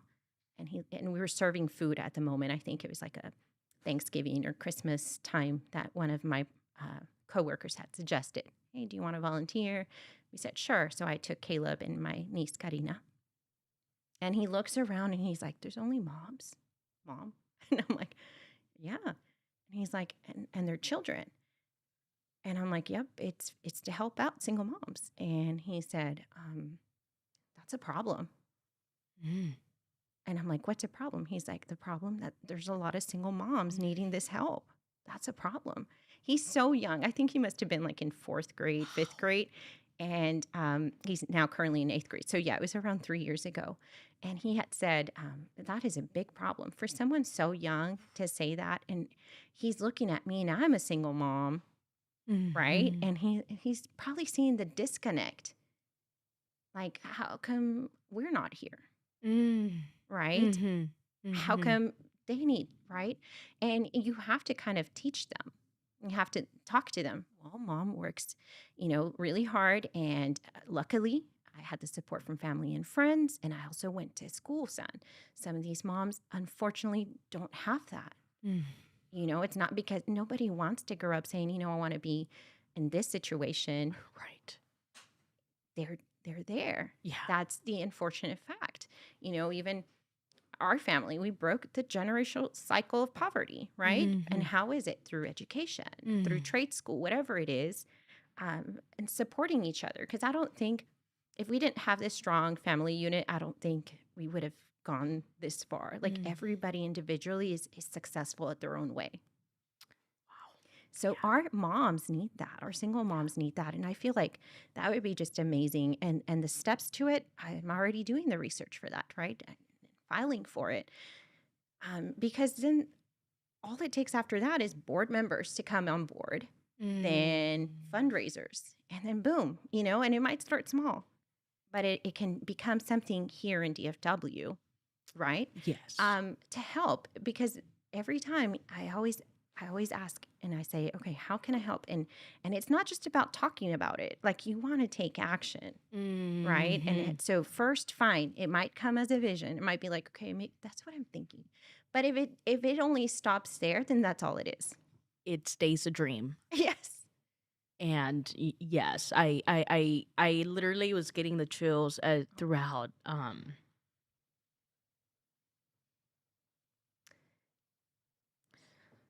It's needed, right? And so someone has to be that strong support. Like I was in that situation where I had the tears. But I had the support. Like, let me just give you one little story of what happened to me. And every, like, people, my close friends might not even know the struggles I went through because I appear strong. I am strong, and I appear strong when I'm not. You cannot show up sometimes, saying, oh, well, poor me, right? And I recall one time, and this is not, again, it's not to talk bad about Caleb's, but it's one time, and my birthday's coming up. This is why I'm remembering it. March 28th. I recall it being my birthday, and we get paid towards the end of the month, right? This was, I was still living, in the apartment. And then I was like, oh my goodness, like it's either food or the electricity. Like, what am I going to have money for, right? And I'm thinking, like even as a teacher, you're struggling, and it's nothing to be sad about. It's about, okay, what can we do? Like this is obviously a problem with education in general, but also with me in terms of being a single mom. Oh, is that hail? Is that here? I'm sorry if you have to it's stop. hailing. Is it? Oh my goodness.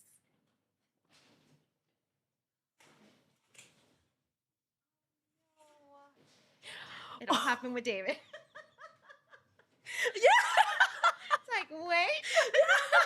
You're not going to believe this. So the moment that I found out he was getting, married with someone else, I'm not joking, because I remember driving him to the airport because he had come by to visit my son. He didn't stay with me or anything, but I had to drop him off at the airport. Oh, because he had flown my son back. Okay. And then I had to drop him back off, right? And then he's like, I'm not joking. Maybe it's in my head or whatever, but he goes, I'm going to get remarried. I'm like, driving. And as soon as he said that, I'm like, poof, like a black cloud in the shape of a heart. And I'm like, what is happening? Like, this is so weird. And yeah, like he told me, he's like, yeah, I'm going to get remarried. And I was just like, this thing that I told you, that was, and then the black heart. It's like, that's it. Yeah. And then, but I'm happy though. Yeah. I'm happy that he got remarried, and he's happy now. Like he's told me, he's like, because he never really tells me how happy he is Mm. or proud of me, Mm. right? Mm-hmm. And one time I did show him a video of Caleb. Hey, your son's doing this. And I always do. Like, I always send him updates on him. And this one time, I think it was like a significant event that had happened with Caleb. I'm like, hey, your son placed first in choir, eighth in regionals, first in regionals for choir, eighth in cello regionals. And he's being trained by a really amazing coach for, Division I NFL athletes. And he's like, wow. Like, he didn't say wow about him. He said, Oh. wow, you do so much for my son, for our son. He's like, you're a good, amazing mom. And I was like, oh my goodness. Like, he never really ever did. Like, I never had, like, it was his story, right? Obviously, his perspective. He's probably thinking, I'm selfish, right? Or you're so selfish. You couldn't, you didn't love me, this and that. But the moment that he finally said, oh, you're a great mom, again, that held amazing value because it almost felt like that was healing for him, Mm. Mm-hmm. right? Mm-hmm. I had to have healing myself, but I felt like I don't recall ever apologizing or him apologizing. We might have at one point, but I don't remember it being to the point where it was like, wow, like, thank you for those encouraging words. Because even as a single mom, some people may like, I don't need that, right? But for me, it was almost like, wow, like all of this hard work, and he's finally said thank you, Mm-hmm. or thank you for taking care of my son, Mm-hmm. right? Right. It's just it's amazing. It was an amazing feeling. Yeah, it's something that I feel like us as humans need. I mean, people at jobs that have companies and have Mhm. employees, they try to they try to kind of say like employee of the year or employee of the month or Recognition. recognitions because they do help. I mean, things are hard. Mhm. Things are not easy, and especially for single mom. I think like that is even a layer that's a little bit tougher Mhm. because it's not like, hey, at the end of the night, like, what should we do tomorrow? Or like, let's Right. brainstorm with our Right. child. Like, that's the only person you have like, that's the only other person um, that's a father to your son, So it's like for a single mom to try to figure all this Right. alone in some sense, even if there's family that's supportive, that does help, but it's not the same thing. It's not. Right. And I mean, I have I'm a mother, but Mhm. I've not been a single mom, but just thinking about if I had to do this alone, Right. like that thought alone, it sounds so like such a mountain to climb, and all the fears that come in between. Right. Um, so yeah, like I have the utmost respect. Thank you. My mother wasn't really a single mom in the sense where she decided to separate, but my biological father, he was killed when I Sorry to hear. was 9 months old, and I have an older sister. So she had her fair share of her moment where she was a single mom Mhm. without choice. And then she married my dad, who kind of raised us up Mhm. until I was 15, and then he died. He had Oh. brain aneurysm, and it left my youngest brother. He was just over a year old, and so you speak of sometimes for us that we were born here and we learn the language and stuff. You have things that are not as you have tools, like somebody like my mom who was also came from Mexico and Mhm. didn't have the language, Mhm. and now she's single first one time and then again, Right. and, had to figure that out. 5 kids, and, It's so hard. and so, um, I have the utmost respect for every single mom. I mean, I saw my mother struggle, so yes, for sure. Like it's and then you talk about these visions and try to help other people, and it doesn't matter, um, like the comparisons, like, oh well, this or that, but I think it's super beautiful when somebody like you, who has the thrive, who has the ambition to help, Mhm. more so to help. It speaks volume, and we need more people like you, Thank you. because you may say, well, I didn't have it as hard as other moms, maybe like the time you went with your son and you guys are helping other Mhm. other Mhm. single moms, but it's not like, oh well, I don't have it as hard, because no, it's not even about that. It's you're in a position to help, Yeah. and Mm. you're not letting it go. Right. You're Yeah. you're working towards it. And so that that to me, it's even something to be respected even more, because that's really hard within itself. It is. Yeah. It's a responsibility, almost, um that I don't know, this is kind of like what I'm getting based on talking to you, but it's almost like you want to help out these other people in the every way, shape, or form that you can. You volunteer. And so, no, things have not been easier.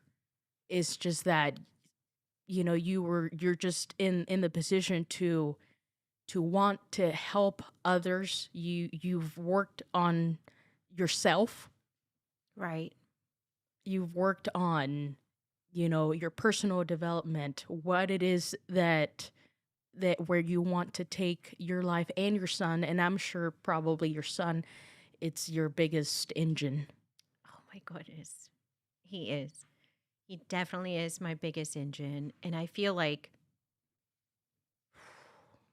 the way you spoke about that, almost sometimes it takes someone else to say it for it to kind of resonate to you, right? So when I say I didn't have it hard enough, I'm actually diminishing myself Mm-hmm. as a single mom, Mm-hmm. right? It's not easy. Mm-mm. And the fact that I've been able to kind of go through the motion, and at one point it felt robotic. Mm. It was just like, there's no time to cry. There's no time to do this. I just have to keep going. Like, what are you talking about? I don't want to date.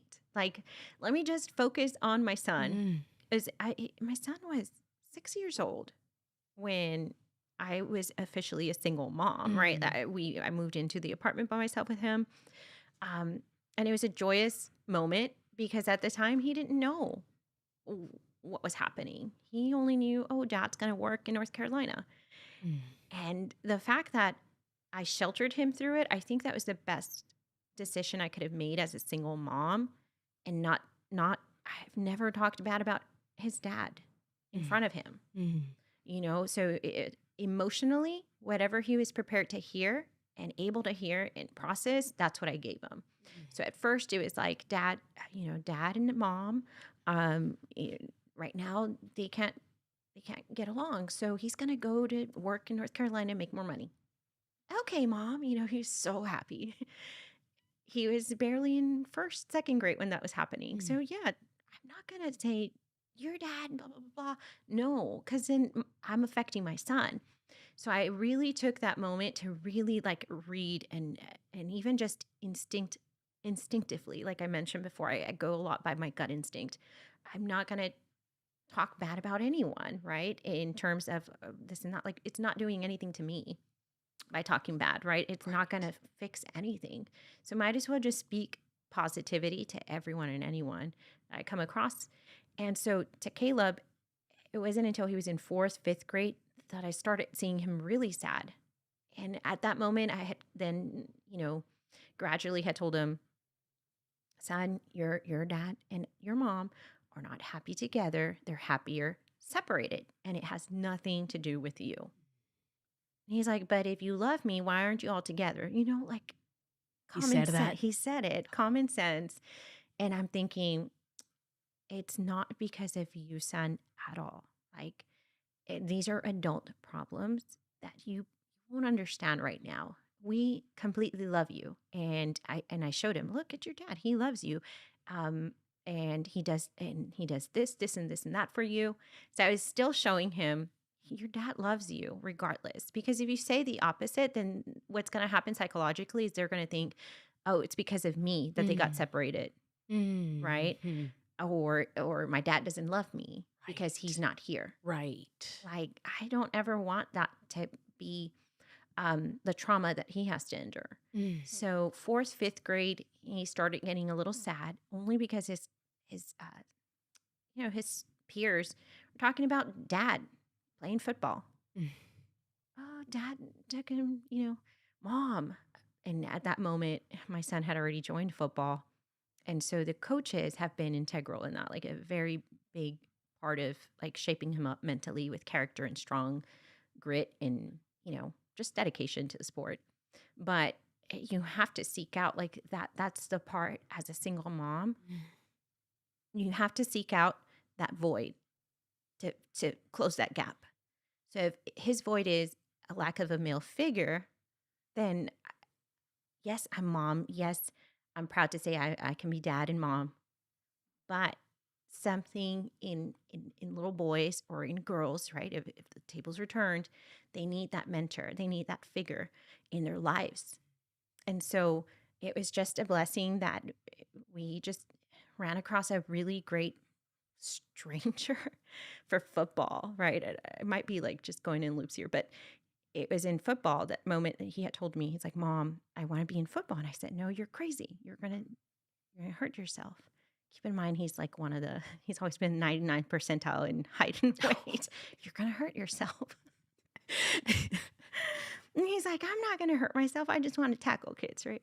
We ran across a stranger and he called us from across the street. He's like, hey, is your son in football? And it's just me and him. These are our adventures of single mom and Caleb, my son. And I'm like, oh my goodness, he's really yelling across the street. Come over here, right? And usually we do not talk to strangers. I cross the street and I'm like, okay, like, yes, what? And he's like, is your son in football? And I'm like, no. He's like, he should be. Look at his size. And my son's looking at me like, please. And I'm like, no. And he's like, he gave me the number to one of the coaches for the Dallas Cowboys, the Grand Prairie Cowboys. Fast forward to now, like he's still like that group of coaches and their family. They're still family with us because we've been with them for 5 years. I never saw that stranger ever again, ever. Like he wasn't even in the football team. What? I'm It's like, almost like just God putting God put, somebody yes, God sent. God sent. And I'm thinking, Caleb is so young, and he's like, it's a sign. I told you I need to be in football. And I'm like, you're going to get hurt. And no, like luckily he's been very blessed with coaches, again, that need to show up for children, right? And just talking out loud, Mayra, like you get thoughts, okay, hiring mentors for that organization, male figures, show up. Like you start getting those things and pieces coming along that you start adding. Like that was just right now as I'm thinking about it, that could be added to the resources that single moms need, right? Websites, what to do to get their GED, things like that. And then maybe also bringing in male figures to talk to the boys or the girls and whatnot, right? And it's just those things that just start popping up into your head that again, it's just a thought, right? And it'll remain a thought if you don't write it down and take action. Right. So as I'm saying this, it might not happen right away. Like these are things that you have to be patient with, but you can't forget. Yeah. And you have to keep taking baby steps for it, right? So currently, with that being said, with a single mom nonprofit organization, you have to research. Who are those nonprofit organizations? How do they get started on that? Because that is almost a business. Yeah. That is a business. Yes. So that goes hand in hand with it. It's starting to align more. Like as you go on through life and experience things, I think you start getting more pieces to fit and align with who you are. So that way you're shining bright. Like there's nothing stopping you but God, right? And God's the one wanting you to fulfill. And in my belief, in my opinion, God wants you to do more to Yeah. help, right? Humanity. And so that's what I think. Yeah, I agree with. I couldn't agree any more with you because I mean there is so much work to be done. There's been so much work that needed to be done years ago. Right. There's a lot of work to be done today, and I'm sure there's still going to be a whole lot of work to be done in the years that maybe Sure. even when we're not even part of this life at all. Right. So everything we do today, it's like planting a seed, and and the more we nurture that seed, I think the better chances it has on living when we're not. When we're not, right? Leaving that legacy behind. Yes, and I think for things to really happen genuine like that, you have to do it genuinely. You have to like have the reasons, and put your heart into it. um I think that's very important because it's so easy to start something and say, you know what, never mind, this got too hard. Like let me try something else, and that may happen, and sometimes that might be needed, but you can't go doing that until you die, because you'll never create anything. You'll I leave like so that. many sprouts left to die, Right. right? Right. So You're not nurturing them. right. And so I agree. And it takes a lot of passion and love Yes. to doing what you want to do, right? You definitely have to have a big why. A big why. Yeah. A big why, because it's going to be so in moments or days that are gray, it's going to be easier to say I quit, or it's not worth it. It's not worth my suffering right now, or it's not worth whatever. Right. But if you have a strong enough reason to say, oh, man, I really don't want to do it, but I can't quit. You can't quit for because others. Right, because the reason to not quit is so much bigger than just quitting. That's amazing. It's so true what you're just saying. Like I feel like you can quit in certain things, right? That might just be your own selfish wants. It's not something you need. It's your Right. want. Okay, go ahead, quit that, right? Right. But if someone's depending on you, if there's more people that would definitely benefit by your leadership, then why not? Why not keep on pursuing it? Because that's exactly what it is. It's leadership. So as a female woman, as a female leader, you're already behind in many ways, in my opinion, right? When it comes to sometimes to money, when it comes to the positions, you really need to fight hard to be at that table of making decisions. So sometimes you have to then just create your own way, right? Yeah. And so to me, being this little stubborn little girl growing up saying, "Oh, you can't tell me what to do," sometimes that works to your favor. Yeah. Right? And in women and in little girls, you have to empower them. It's not being bossy, it's being assertive, right? It's using that positive language to help.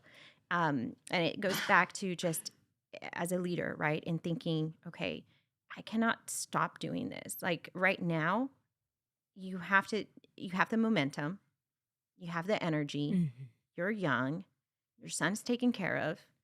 They've taken care of you and him, many people. So why not give back now, right? And it starts with little things. And like I said, it starts with like, oh, this is what I'm thinking. And people are always like, oh my gosh, what are you thinking now? Like, what's happening? And that one at school, that one time I said, I really want something where the kids can, pick up. I want a little free little library. And they're like, oh, who's going to, and sometimes you just have to say it out loud what you want because you don't know who's going to be there to kind of support you in that. And not financially, but making things happen, right? Or encouraging. Sometimes all you need is, yes, that's a great idea. Do it. Right. Sometimes that's really all you need to strike it up. So then here I go. And he's like, well, I can build you a little library. And I'm like, really? And then after that, I'm like, okay, well, I can get books donated for kids. Again, it goes back to these little pieces go back to really who I am and what I want to do.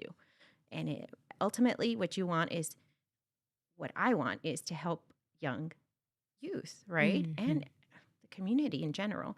So he built this little library, and it took Sean, it took him a couple of years because it was all a vision. I kept on saying, oh, I want this. And in the meantime, I was collecting books and, share it in leadership meetings.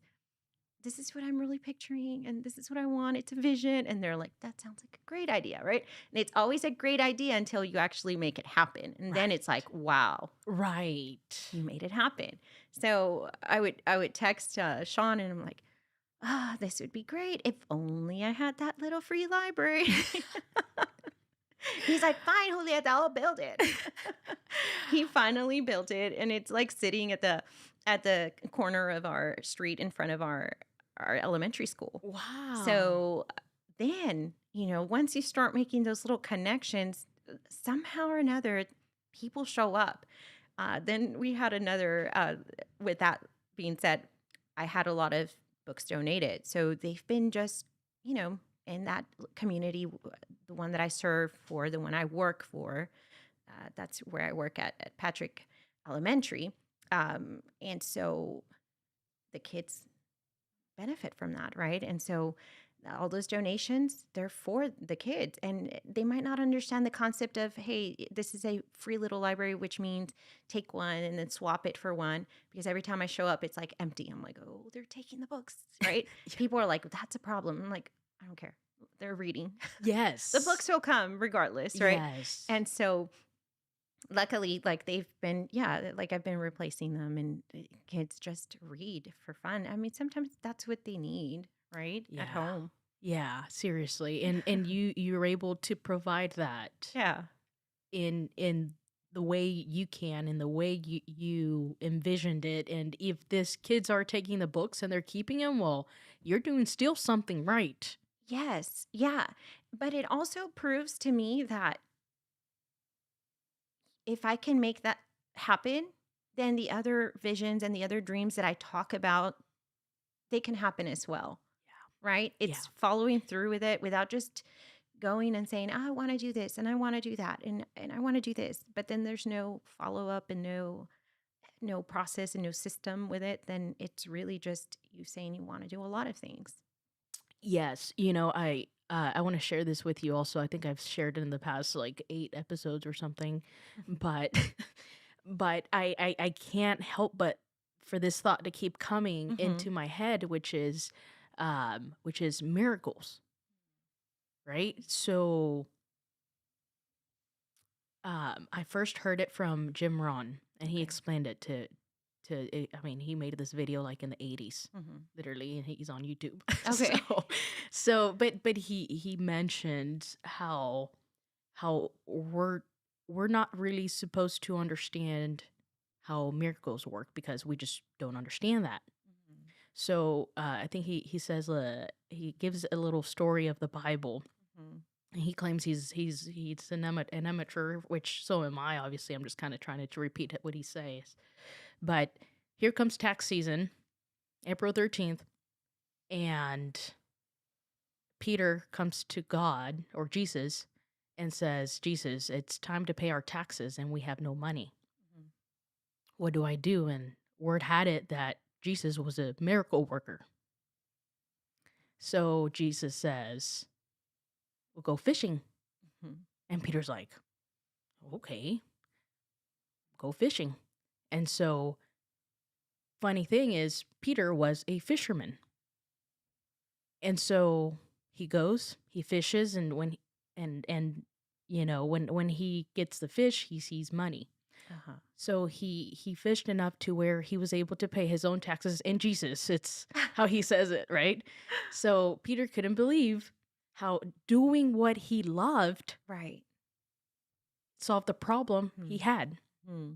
right? So Jesus said, "Go do what you know best to do, Right.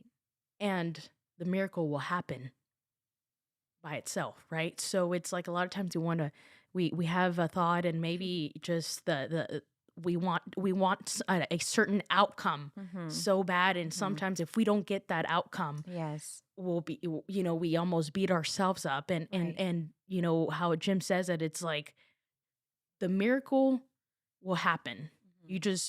You just focus on planting the seed. I'll take care of the soil, the rain, the sunshine. I love that. He goes, I'll take care of that. Mm-hmm. You just plant the seed, and the miracle will grow. Give me goosebumps. It's kind of like he says, like, what if Jesus would have said, "Hey, make a tree." Right. Like, how are you going to make a tree? Mm-hmm. All he asks us to do is to just plant the seed, Plant the seed. Right.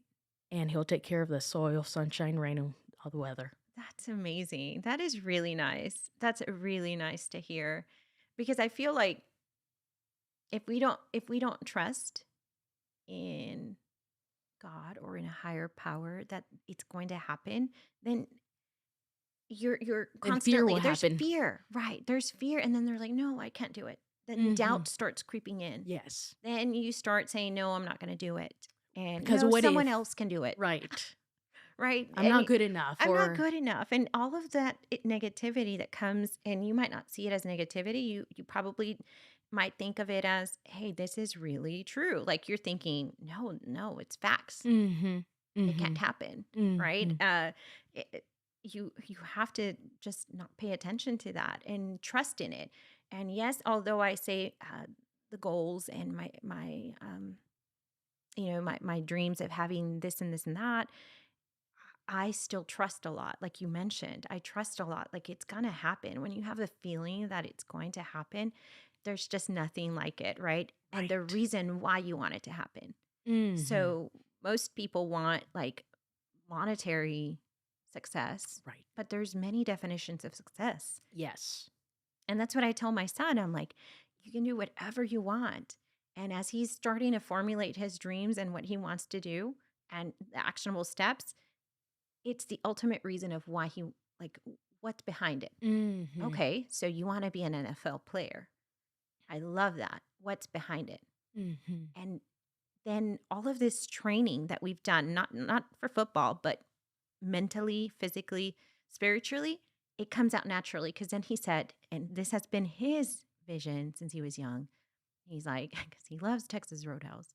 It's like, when I get to where I want to be and be successful, right? Whether it's in NFL, like, and he's very like, he's like, NFL, I'm gonna own my own Texas Roadhouse. And I'm like, okay, tell me more about it. He's like, because everybody deserves a steak, Mom, including homeless people. Everybody deserves a nice meal. So he wants to own something like that so he can give back. Mm. And it comes back with that. Like like he could have said, well, because I want Ferrari and Lamborghini. I'm the one who's like, you're going to buy me a Ferrari, right? But obviously Yes. you want nice Of things, right? course. Everybody dreams, but honestly, that's at the surface level. What's in the deep core? Why do you really want it? Right. And so the fact that he was like, everybody deserves a steak, Mom. Wow. That speaks Sorry, it's for the vegetarians. volumes. That speaks volume of you as a mother, because yes, I mean, props to him, and it's very amazing of how he's thinking and Mhm. how he's formulating these thoughts. These I mean, thoughts. that's very impressive, but I mean, you got to also give credit where credit is due, and he didn't just, I mean, he's had a great role model. Thank you.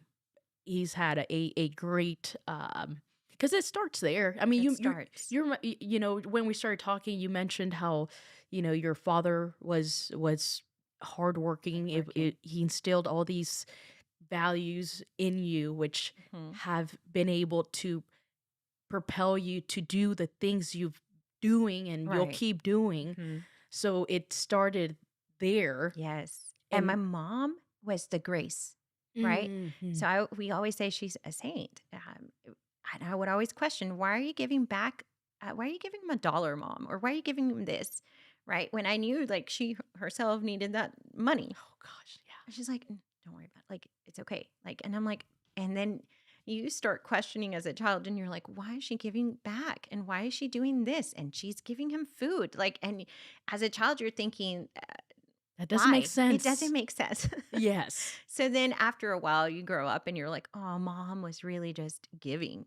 Yeah. And so now when I have my son, I explain to him the why, right? Like, no, you can't just give everybody $1, right? You Mhm. have to, if you feel it in your heart and if you feel like you want to give, go ahead, son, right? But ultimately, I tell him all the time, I say, we have to help others to be able to help themselves.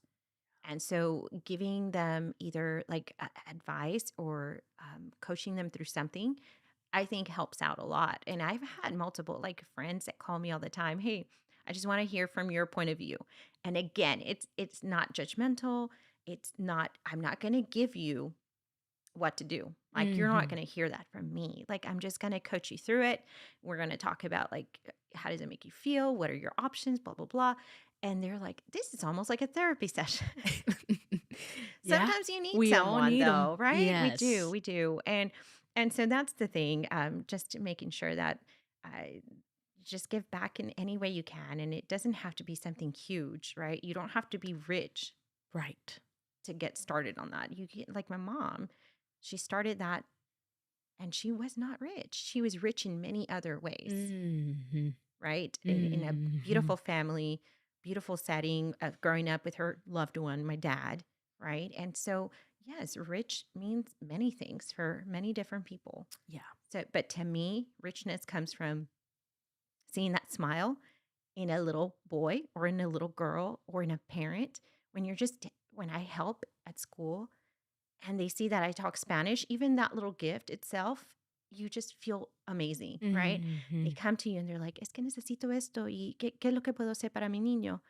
And so then you talk to them and you're like, and you explain to them without rush, like that's everything to them because their child is the one trying to make it. It's invaluable. It's invaluable.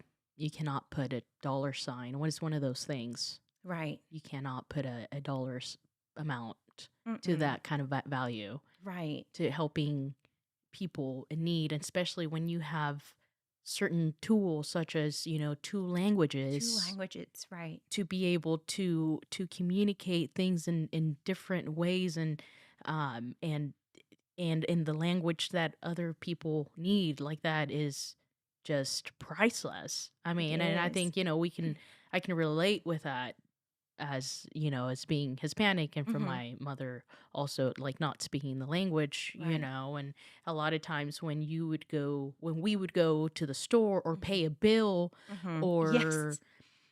or even go get a cell phone or go get any type of help you need, it's like here comes little fourth grader Myra, translating Translating. the best of your ability, you know Yes. and so, when you have kids, okay, here you have kids and can help out, but then when you reach other levels that you are seeking help for your kids, Right.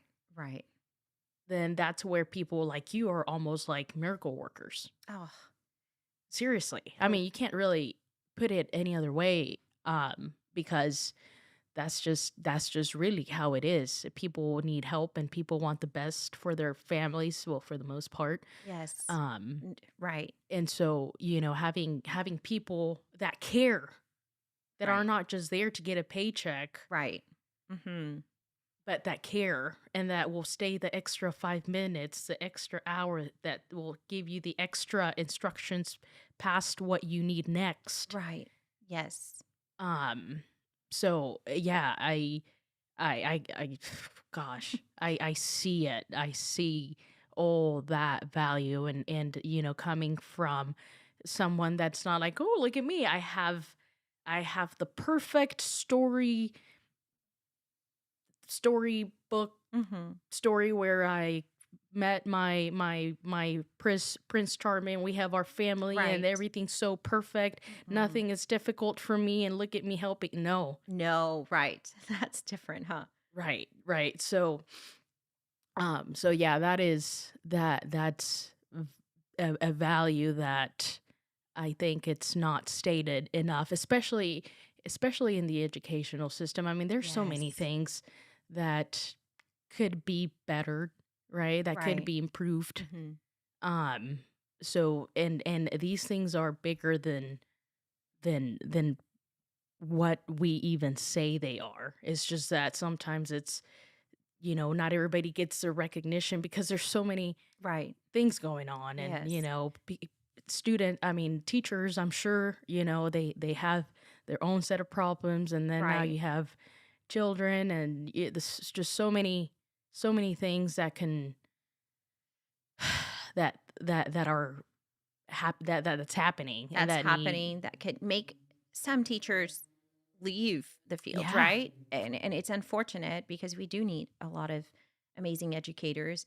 But I think for me, like when you said, what is your why? Like when you go back to that and say, okay, um, like I want to help out in this way, but also at the same time advocating for yourself, right? With Mhm. a in terms of pay, in terms of how much work are you willing to put in, Mhm. and then how much like you have to detach yourself at home in Right. order to be strong, because sometimes in education our teachers, they give, and they sometimes go home and they're still planning, they're still organizing, like they still have prep time. Some of them contact me and they're like, hey, this and this not like over the weekend, and at that time it's time to disconnect, right? Mhm. For some, and I think they need to have that recharge, so they can better help our kids. And at times, like that's how I'm going to show up as a leader. Like every time I do, and I see a hardworking teacher I admire, and I tell them that, like, wow, you're Mm. making a big difference. And my boss, my principal, always tells me, she's like, you're very kind, you're very positive, right? And I Mhm. feel like that's a big strength because Huge. not everybody thinks that way. Like you can train your brain to think positive, but if it doesn't come naturally, then the first thing you're going to think of is problems Yeah. versus solutions, right? Or what good things did that person do, Yes. right? Yes. I mean, they're not there yet, but nobody is fully there yet all the time, Mhm. right? Everybody can grow regardless of your status, regardless of your title. Everybody can grow. And so, even that's the mentality that we have to instill in our kids and our youth, in our single moms. Like, just because you're struggling now doesn't mean you're going to struggle forever. Like, Right.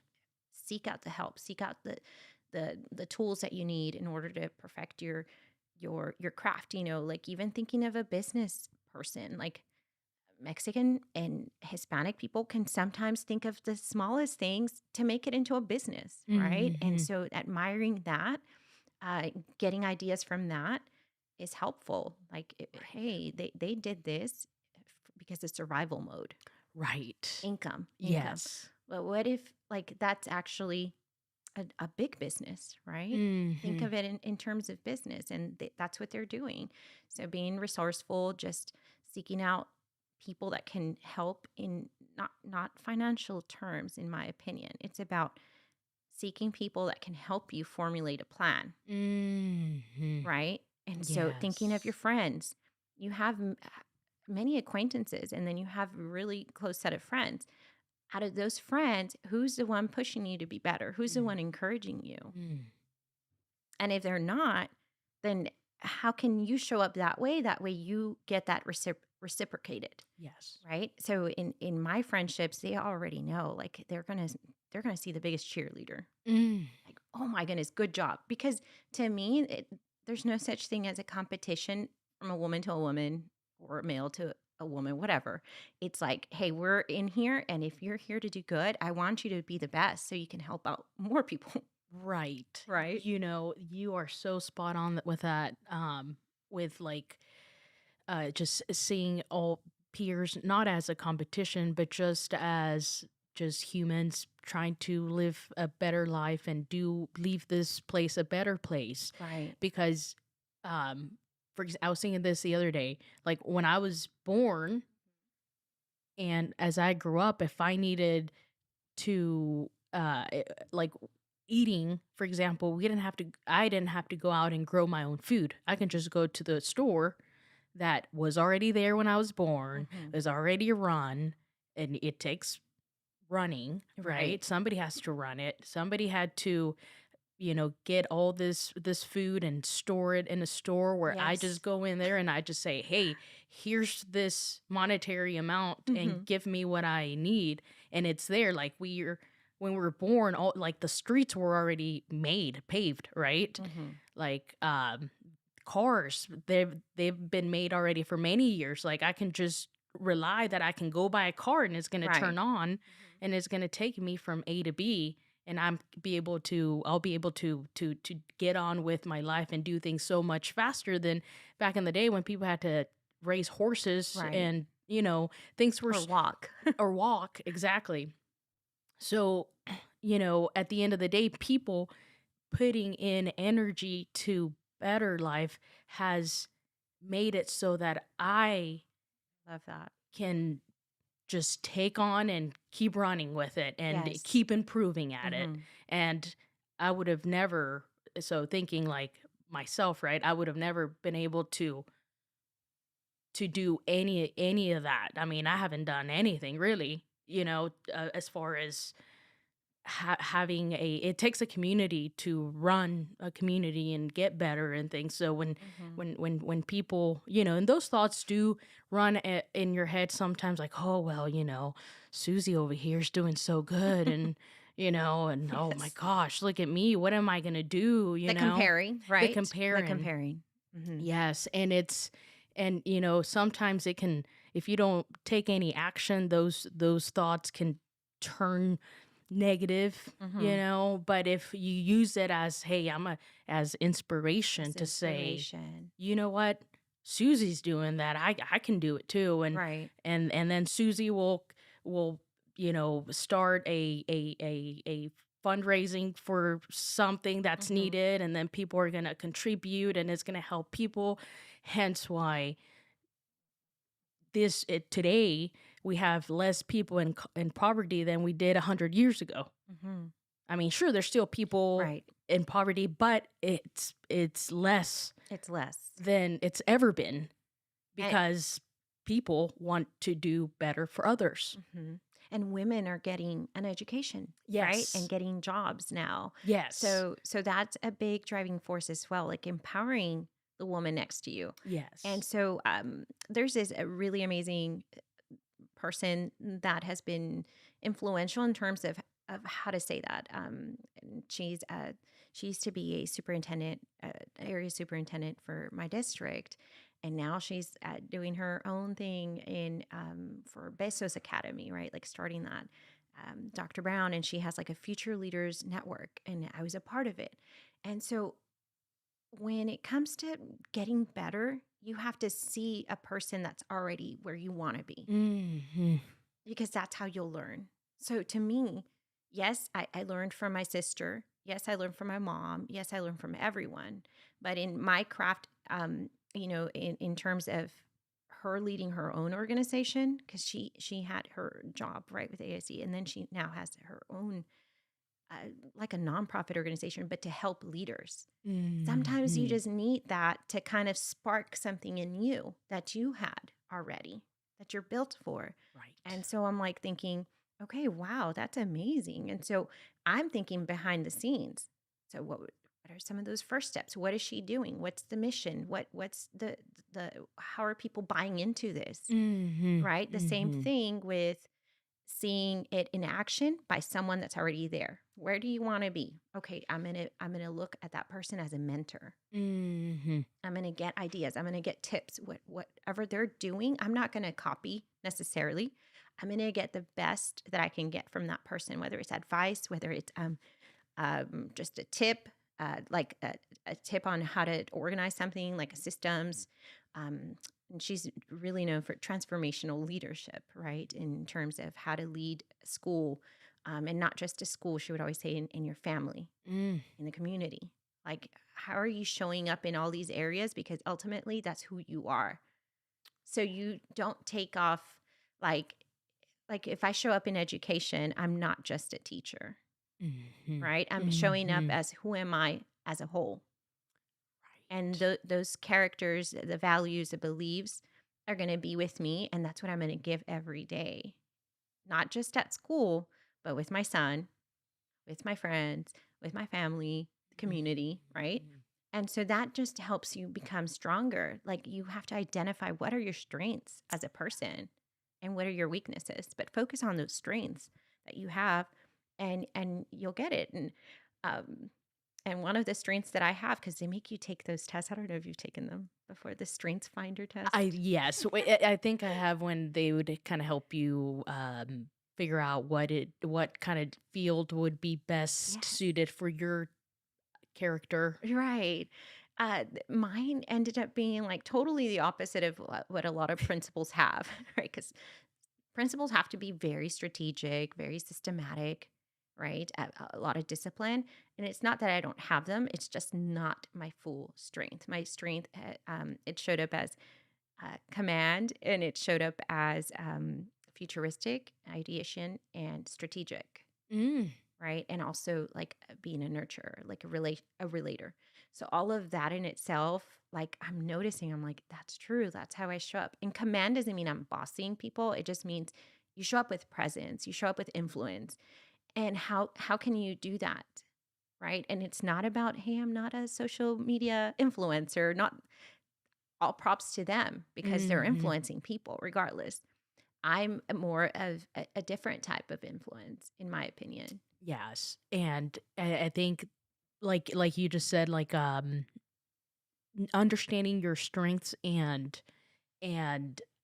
growing Hmm. those strengths. Right. That's what makes you you. Hmm. Other influencers have their own style, and Right. that's great. That's Like amazing. and just like you'll have your own, there's no other Julieta out there. Mm. And and all these different people, like they are who they are, and that's what makes them unique. Right. And when we're able to work on our own self-development, Agreed. then that's where you'll find who you are little by little. And I think that's a never That's the key, ending right? thing, Mhm. because you cannot ever say, okay, I'm working on self-development and oh, I got it. I I got I it. cannot grow any longer. Right. I'm at the I'm peak. done. Right. There's no more for me to learn. Like not that's just not realistic. It's not. Right. And it's like again, reflecting. How much time do you have to reflect about who you are and how you're showing up? Right. The if you really want to perfect yourself, right? Like even in interactions, how are you showing up for them and how are you making them feel when you leave the room? Hmm. How did you leave that person when you left the room? Did you leave Yes. them crying? Did you leave them upset? Did you leave them this and that? And that all comes in with emotional intelligence, right? And handling it if you're a leader, Hmm. right? And being a leader in many ways. And I think all of those are learning opportunities as a woman or a male. Agreed. And one of the things I learned a while ago, I used to work for a security alarm corporation, and I was more in the customer service Hmm. type fields. Hmm. And really good boss of mine said, people won't remember what you say, but they'll remember how you made them feel. And so, because sometimes, we'd listen to our calls and I'd be like, oh gosh, just be terrible. And he would always say that, it's like, people won't remember what you said. Or Hmm. even if we're trying to follow a script and it's not word for word and we'll beat Right. ourselves up, it's like, it doesn't matter. They'll Hmm. remember how you How you felt, made them how you made feel, them feel. right? They won't remember what you said. I love that. And um that's something that I try to incorporate in my practice, right? As a person, I'll show up and I'll say, okay, how when you see me in in the leadership room, like let's say we have those meetings, uh, did it sound like I was being too much, or did it sound like I was being too rough, or tell me, give me feedback. Mm-hmm. And they're like, no, like you're very clear, very succinct, very passionate. It was amazing. Like you have to reach out and seek that. How can I help you? How can I show up a little bit better every time? Right? I love how you asked that because that just means you care about how you come across. And although sure, like sometimes it may not matter what you say, but how you make them feel, Mhm. you also the only way to improve as a person is by like getting feedback. Okay, Getting well, I'll do feedback. that again. Right. Okay, I'll do that. Oh, I did it. Okay, maybe I won't do that next Mhm. time. But okay, you guys are liking this. Okay, we'll keep Right. doing it. Yes. And you get feedback, right? Because I always say I don't need to hear everything positive. Tell me really like how can I, and sometimes Constructive. constructive feedback, right? And so sometimes it's like when it's something that is urgent, right? Also kind of relaying the message as if it's urgent versus no, it's gonna be okay. Like sometimes as a Mhm. positive person, you can just be like, it's gonna be fine. But Right. sometimes people really, as a leader, you need to say, this is deadline. This is, Yeah. just the steps you need to have so that you're successful, so your kids are successful in Yes. any type of position, I think. And it's a learning curve for me, because you don't want to show up as someone that's just, seen as, oh, she's just too bossy or she's right. You have to Mhm. change that in people. There's a big balance. You have to have the emotional intelligence and you also have to have the accountability and the discipline. Leadership is really, really tough to do. That's why I mentioned, you seek your mentors. You read you read books on it. Currently, I have a few 5 books on it, and it's not like I'm reading page by page, right? Like it's about taking the biggest points from those books that are bulleted. I got that for my son, by the way, because there is one that says 10 ways to make yourself better. And he's like, you're reading 280 pages to find out the 10 things. Why don't you just skip to the bullet points, mom? I surely did.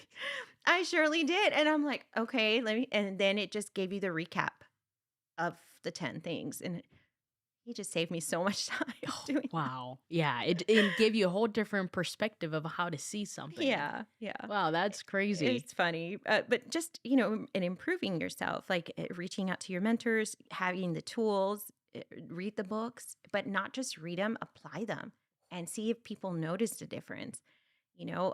That's the best advice that I can give is once you read something, try to apply it and see Mm. if it's making your life better, see if it's making people's lives better, see if how you're showing up is actually what you're trying to do. And when somebody comes to you and says, wow, like I really like how you're very calm Mm. despite anything that's happening, like the pressures and this and that, like you always seem unfazed, like just calm.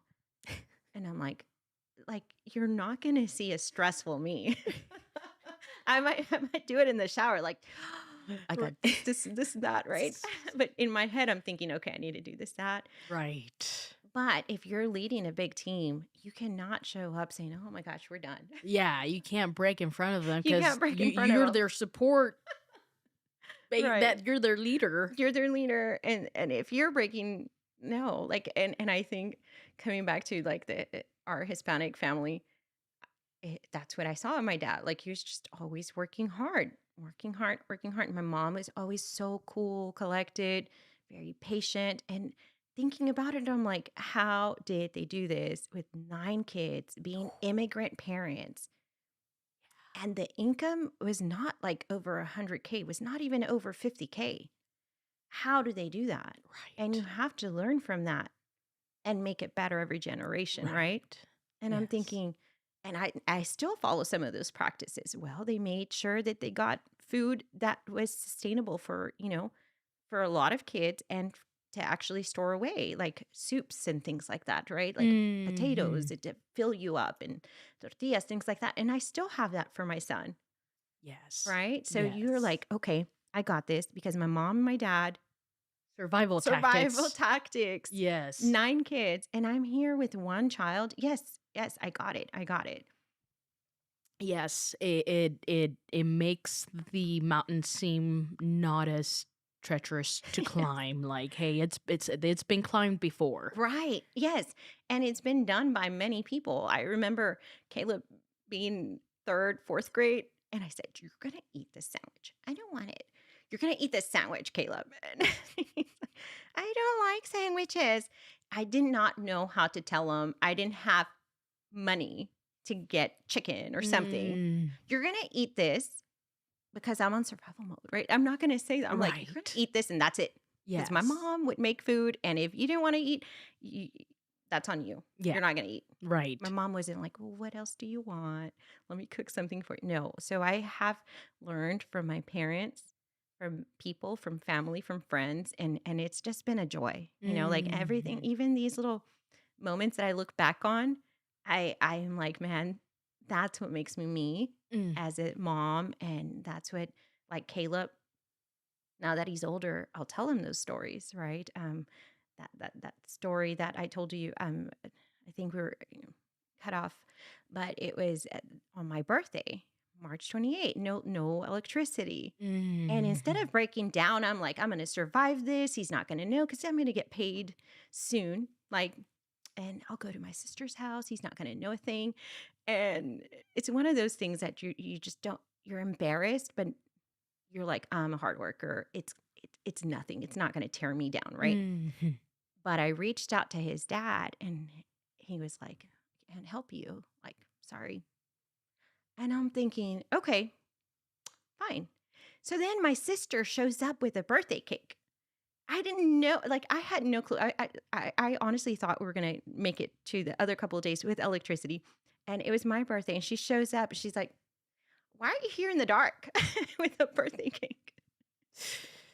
And I'm like, "Well, I got cut off and David didn't want to pay it and he didn't want to help out." And she said, "Why don't you just tell me? Here, give me the thing. Let me pay for it."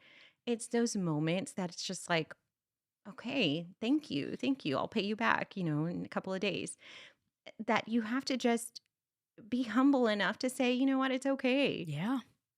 If you think of the statistics of the moms that are right now living in poverty, right? Like this is, again, I keep on saying it. I've worked hard for what I have. I've worked a lot of jobs, right? On top of the teaching, side jobs, right? Like whether it's like creating content or working for the district, doing summer school, getting paid more. So things like that have made me be better and more comfortable Mhm. than when I first was a single mom, Mhm. right? Mhm. So you start to adapt yourself and you start thinking, okay, I survived that.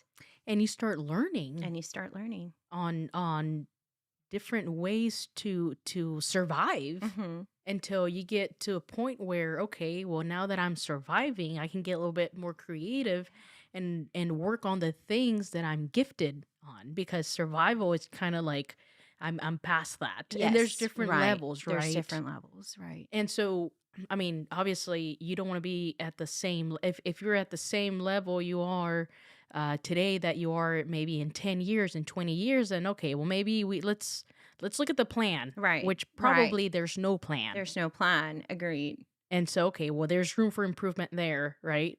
So, but yeah, like everything and every opportunity, every lesson, especially every hardship, Every hardship, right? like there, um I think I don't know where I heard this, but every hardship, it's that's where the the Mhm. diamonds are built through, through constant Pressure. pressure. Mhm.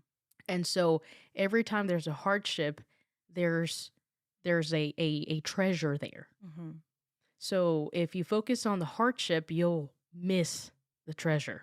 Right. And so that treasure is what you take, you learn, and you get better. And, now and that experience will, help you Mhm. learn and almost unsolicited, self development. Like you'll just get better, period. Right. Right. Right. So, yeah, for every hardship, There's it goes back to what I said earlier, like where it's every situation is a win-win. Right. It's just how you want to see it. How do you want to see it, right? And if you take those lessons and you learn from them and you say, okay, I'm not going to break down. Mm-hmm. I'm going to keep trying, right? Because There's a way. the moment that you just start doubting yourself, then it just goes downhill, You got to be careful with those right? thoughts. Yes. Yes. And so you start thinking, that's why, regardless of where I'm at, what I'm doing, if I show up very calm, right? Mm-hmm. Then chances are I'm going to think more logical Right. than emotional. Like Right. we don't need we do need emotion, right? But most of the things that's going to propel you has to be logic and strategic thinking. Yes. The emotions are like sensors Mhm. from like what I remember like understanding them. Mhm. They're they they're there because they're trying to give you a message like, Mhm. hey, something is off, right? I These love are that. the Yes. emotions. Like Mhm. it's the sensor, but we have to learn how to use them only in sensors and as sensors. And like that's something that I I I I have to work on every day myself, Mhm. right? Like, because there will be times where you'll let the emotions take over and speak for you when they're only there as to be served as sensors, and we take advantage and we allow them to run the moment. Right. And so it's like, no, it's like they're just to let us know something is not right. Mhm. But now let's think logically. Now that we got the information, Right. and so that's definitely something that is also a skill. That right. And sometimes it takes a real life experience Yes. and a real life phase or stage in life to think that way.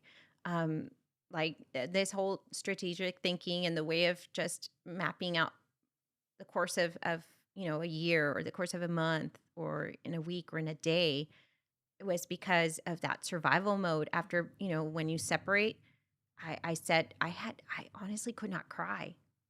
I like tears just naturally wouldn't come out. I was like, what's wrong with me? Mm. Right. Mm-hmm. And the thing is that, like if I could say something to myself now in the past, it would say, it's okay. Seek out some sort of like a therapist if you can to talk through it. Everybody deserves one or needs one, right? To kind of, especially if it's something traumatic for you, Mm-hmm. talk to someone, right? Like the same thing that I wanted for David with PTSD to go seek help. The same thing with a single mom, or the same thing with someone that's been through something very hard in their life. Like talk it through with someone, a therapist, a friend, a family member, someone Someone. to really speak the truth. Because if like I was on robotic survival mode and that was okay. Mm-hmm. It made me go past that. And now I'm at the point where, wow, I am really thriving. I'm really enjoying my emotions. I'm really enjoying Caleb's phases and all that he's excelling in. I'm Right. no longer like, oh my goodness, like I'm Well, really, and I think that is a huge superpower to come and kind of come ahead of all those hardships, because when you see that now in other women, you'll be able Mhm. to relate. I love that. Yes. You'll be able to just say I understand, and truly say I Mm-hmm. understand. And you'll be better, or you are better equipped to help these women versus say maybe, not to say that anybody else couldn't, but you're just in a better position, I think, mentally, because you really do understand. Right. And so I think maybe that's why sometimes when, we give advice such as like, hey, don't do that. You're being selfish. Mm-hmm. This or that. And maybe they're saying this with the best light possible, that their intentions. Mm-hmm. But that's where the difference comes, that if they've never experienced anything like that, like if they would have, their advice would be different. It would. Right. Exactly. It would be a little bit less taking a stance and more like, talk to me about like what are your plans, what are your next steps, Right. right? And so showing up to someone and just asking those few things, right? Or do you need Hmm.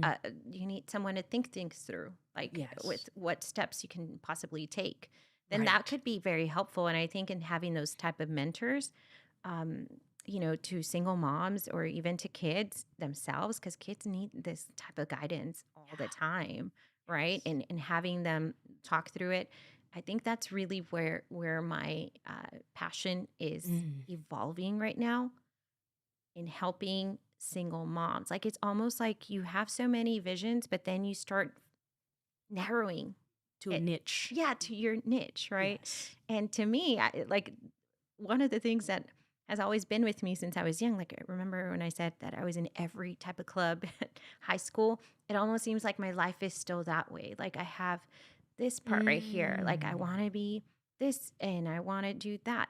And it's in, okay, which one is going to give, or which one do you really want to focus on? And at this point, it's a lot.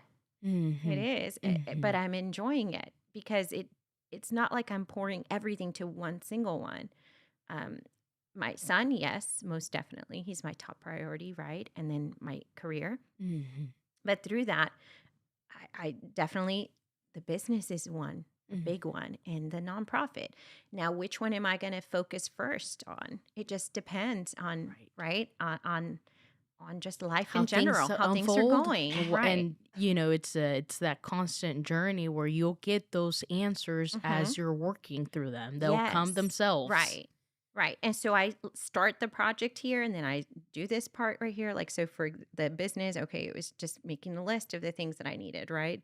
And so website created, logos, seeking out people that can do that. And then, now I'm at the point where I want to just purchase a curriculum. Then I can hire the tutors. Like it's all steps, Right. steps. And then once you have that, then hopefully it just picks up. Right. And you're thinking, okay, remember what was your top goal? Make more income for helping out, right? For Mhm. helping out Caleb, for helping out others. So all of that just comes full circle. Wow. Yeah. Gosh, that is so beautiful. And I am so impressed and I'm so thankful that you brought your notebook, honestly, Oh, because um well, for one, thank you for being vulnerable. I know, that alone takes strength to put yourself out there and to put your notes and how things started and what you're doing, and it's super helpful. I mean, I know it's going to be super helpful for the world to see, and I mean, I know you've impacted me already, thank seriously. you. And like, and I say this because once things are on video, who knows, even if it doesn't happen in 1 week or 1 month, like Right. some of the videos that I'm watching were made in the 80s. Right. Like this guy doesn't live anymore, Oh my goodness. and I'm learning You're still like the learning. most. Like gosh, Right. And that's what it is, right? It comes down to how are you going to still be helping others when you're no longer here? yes, those plants, And those seeds. it just drives me even more. Like when you said plant the seed, Julieta, like just plant the seed. Okay. Well, think about all of these actions and I communicate with my son. Remember your thoughts and your wants. Like he could take over, Yeah. right? And how much of an investment he's raised by a single mom. Mhm. I can start it and then obviously his dreams are his dreams, but if this ends up being very like fruitful, then he's going to want to take over Yes. it, right? And I mean, Right. that's And the help grow legacy, it, and help grow it and water it and nurture it and nurture it, have it. and yes, 100%. So when you moved down here to Arlington, you took a job as a teacher, Yes. 5th grade teacher. Fifth grade teacher. How was that first year for you? It was Was it what you expected? it was so much fun because I didn't follow everything that the teachers do now. Like it was just I was naive. I was like brand new to teaching. I'm thinking, "Oh my goodness, how much fun to have, lots of fifth graders to enjoy teaching Mm. and reading and math." And so it was so much fun. I had a good strong support system with again with the team leader there. Miss Rico would be like, "Here are the lesson plans, like this is what we're doing for math." And I was like, "Okay, great." And then I would have to just plan out my reading because I would teach reading, math, and science. It ended up being just amazing. Like I ended up loving experience. Like I mentioned before, that wasn't what I wanted to go into teaching. It just Right. was necessity, right? Mm-hmm. Necessity as a wow, like this is a career Right. and this is my first step. And I got it. So here I am. I'm going to show up and see if I love it. I ended up loving it. And so luckily I'm still in education because the kids need me, right? And the parents need me. The community needs me there and I need them because that's what's Mm. making me like every time those interactions, even the ones that give me trouble, the students, right? I'm calling mom. And they're like, no, no, no. And I'm like, yes, yes, yes. And so I call. And the first thing that I always tell the parents is like, listen, this is what I do. And I'm really invested and I believe in your child and I want them to succeed. Is that what you want for them? And they say, yes, of course. Okay, so let me give you some things that your child needs to do in order to, get better. And so I give them the steps Mm. again. It's almost like I think that's what I go by. Like, here are some steps. You get and you choose what you feel is best for you, for your child, right? And it comes down to just having that communication with parents in terms of, hey, I'm trying to help you. I know it's hard. You're at home, right? And you're probably working, you're doing this and that, but at the same time, let's invest in our kids. And I Mm. call them our kids because they are. Yeah. I Is love it. if you It just shows you detach, cares. yes, you can't detach yourself from kids because then you see them as any number. Yeah. He just comes and goes, right? No, they're there. Some of the parents still contact me from my first year as a teacher. That's 10 years ago. And Wow. then 5 years ago, I had a really brilliant child coming in and he was struggling a lot. And then his mom still contacts me, hey, so and so already graduated. And so it's those moments that make a big impact. And you're thinking, wow, they update me on their kids all the time with the same number, or even on email. The kids will email me and tell me, Mr. Rodriguez. So it's nice to have that. Um, and it's almost like, okay, you give, you give, you give, and now you're finally seeing that fruit come back and they're Mm. giving to you. And that I would say the price that's priceless That's priceless. because Yeah. um you can't really put any dollar amount to the happiness that kind of brings in with how your hard work pays off to help somebody else that Mhm. made their life better. Yeah. And I say that because even in real estate, for example, right? Hmm. I'm in real estate, so when people come back and they're so thankful, they thought they would never going to be able to buy a home, Right. or they just thought the process was going to be so daunting, or That was me. you know whatever the fears are at the Right. moment, and then you go through the process, and then they have their keys, and then they're as thankful as they can be. Like that The happiness happiness. is what I think of when you say these kids message you Hmm. afterwards, and all these things. And so I can see that, and that's why I mean, like, some of those that fruit that's grown with your hard work, it's that's that's what's best, most enjoyable, I It think. is. Right. So how many years were you a teacher before you transitioned into leadership? I was a teacher for 5 years. So at that point, that principal, that first elementary, had the task of opening up a nice big school in an area, right, where they had told me, like, don't move over there because it's going to be troublesome for you, and the kids are going to be and this and that, like already a lot of negativity. And I said no. Like, I think I thrive more when there's chaos, Mm. or when there's not even chaos, but like when there's a challenge, Hmm. right, that you want to make sure that you overcome. And so then I spent 2 years there as a teacher, and then I was like, there's a big need for me to kind of step up more. And Mm. so then that's when I applied to become a coach. And luckily I got it right through the skills, and I think they hear, they feel the passion, Mm. and they can shape a person, right? And so that's where I got my first start in it. And I, at the moment, had not thought of leadership or principalship, but the moment that I'm in the meetings with principals and APs, and I'm like jumping at my seat and want to say, this is my thought, this is my idea. Like, I'm like, I need to have my own school. Mm. That's how it started then. Okay. Okay. Yeah. Wow. Yeah. So, yeah, I can say it feels like it's a passion because you have all these ideas just bouncing based on what you see that areas that need improvement. Right. So when you mention these things that you started seeing that almost it was like a voice telling you, all right, Julieta, if Hmm. somebody's got to do it, like you got to step up. Right. What were you seeing that made you have that thought? There is a lot of there is a lot of disconnect with students and teachers. There is a lot of shifting the blame, Mm, right?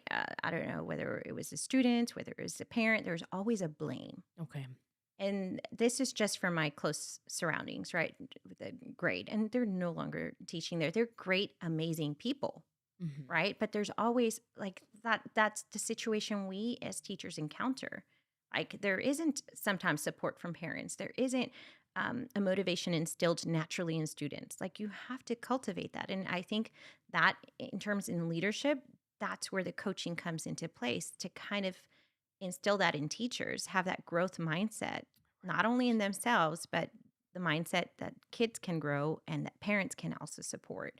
And if parents aren't supporting, what can you do Mm, in your time during the time that you're serving the kids? Like, right. because then that's your main influence right there and then. That's what you can control. You can't Mm, control them outside. You can't control what parents do and don't do, but you can control cultivating a growth mindset in kids, cultivating that respect that we talked about. You can cultivate the need and the passion and the why in them. But you mm. need to have that relationship building. Wow. Yes. Okay. So do you see nowadays, do you see parents a little bit more disconnected to their kids than maybe when you started teaching or even in your experience as a student yourself? Um, How can we as parents, and I say that right. from a parent, me being a parent, that will have my child in school in the future, Mhm. how can we as parents help the teachers help our kids? Because at the end of the day, it's all this work Mhm. to help the kids Right. learn and succeed and learn and get better and Mhm. figure out how to you know move forward Right. with life and how to make choices and how to all the things that there's so many There's so things. many, right. I mean, I wouldn't necessarily say there's, a disconnect from the parents to the students' education. I feel like it's more like how we had talked about when I was growing up, and parents just my parents just believed and trusted that educators were gonna get it done, Okay. right? Yeah. Because, some just depending on the demographics of an area, right, or where the Mm, school is at. So our school is in a low socioeconomic school, meaning our parents are facing a lot of trials and tribulations when it comes to financial right matters or the traumas that they come with that then get passed on to our students as well. And not all, but it is a campus that's considered a Title I campus, which that's what it is, right? Like low socioeconomic status. We have a lot of at-risk students, and they need a lot of love and support. And so I feel like it is our job as educators to inform our parents about what they can do. So I think the more education that we give them and the skills mm, that we give them, and our campus does a really great job. Like we have a family liaison that does that. We have a lot of communication to parents back and forth. And I think it's actually more connected now that we're technology, right? So they right. have a lot of Facebook. We have Facebook that Mm. relays messages to parents, or we have Class Dojo is another way to kind of relate messages to them. And we're going to get what parents can give, what they're able to give. But if we encourage them, if we educate them, like if we have flyers that say, did you know your child's reading scores can go up if you just have them tune into the app for 30 minutes a day? Like just communicating Mhm. things like that, our parents would do it. Like we went to open house just a week ago and they asked, how can I improve? What can I do at Okay. home? So our parents really want, because I truly believe in the positive in humanity. I do believe our parents want to send the best that they have at home, right? And even if it is a troublesome child, how can we help them? Mhm. Because ultimately that's going to be our adults in society. Right. So it's just a constant communication with all the stakeholders, and I feel like that's going to be very important in terms of when I have my own school as well, like following the great things that my current principal and the other principals in the past did that was successful, looking at the systems in place, looking at how they handle parents and the barriers we face, Mhm. and then implementing that. And it can happen. It's just instilling the belief. Like we had a literacy distinction in our campus, and it was a failing campus before I was hired. And then I'm a reading coach, right? And at that time, we're like, we need to get the kids to read more and read more. And then we had another counselor that was in charge of like making sure that interventions were in place for students. And it was a team effort. And we had a literacy distinction, which not a lot of campuses in the district receive. Um, and so it's a belief of actually making sure that, do you believe in them? Mm. Right. And if you Mhm. don't believe, then we need to fix that. We need Yeah. to fix that mentality. Yeah. Wow. Yeah, that is so informative, and I think the communication key Hmm. part is key. Because yeah, maybe some parents don't know how to be more involved or what they can do. Right. And so that's where people like you that have more insight and also that work with these students more closely, like parents see them maybe after school Right. some, Right. and then, teachers are really spending the most. Majority of the time with them. Right. Right. It's this interactions. And you said it really nicely. You're like, they might be spending a little bit of time with their parents. Like I mentioned, my dad was hardly there Mm, physically because he was working hard. So it wasn't that he was not invested in me right. or my school.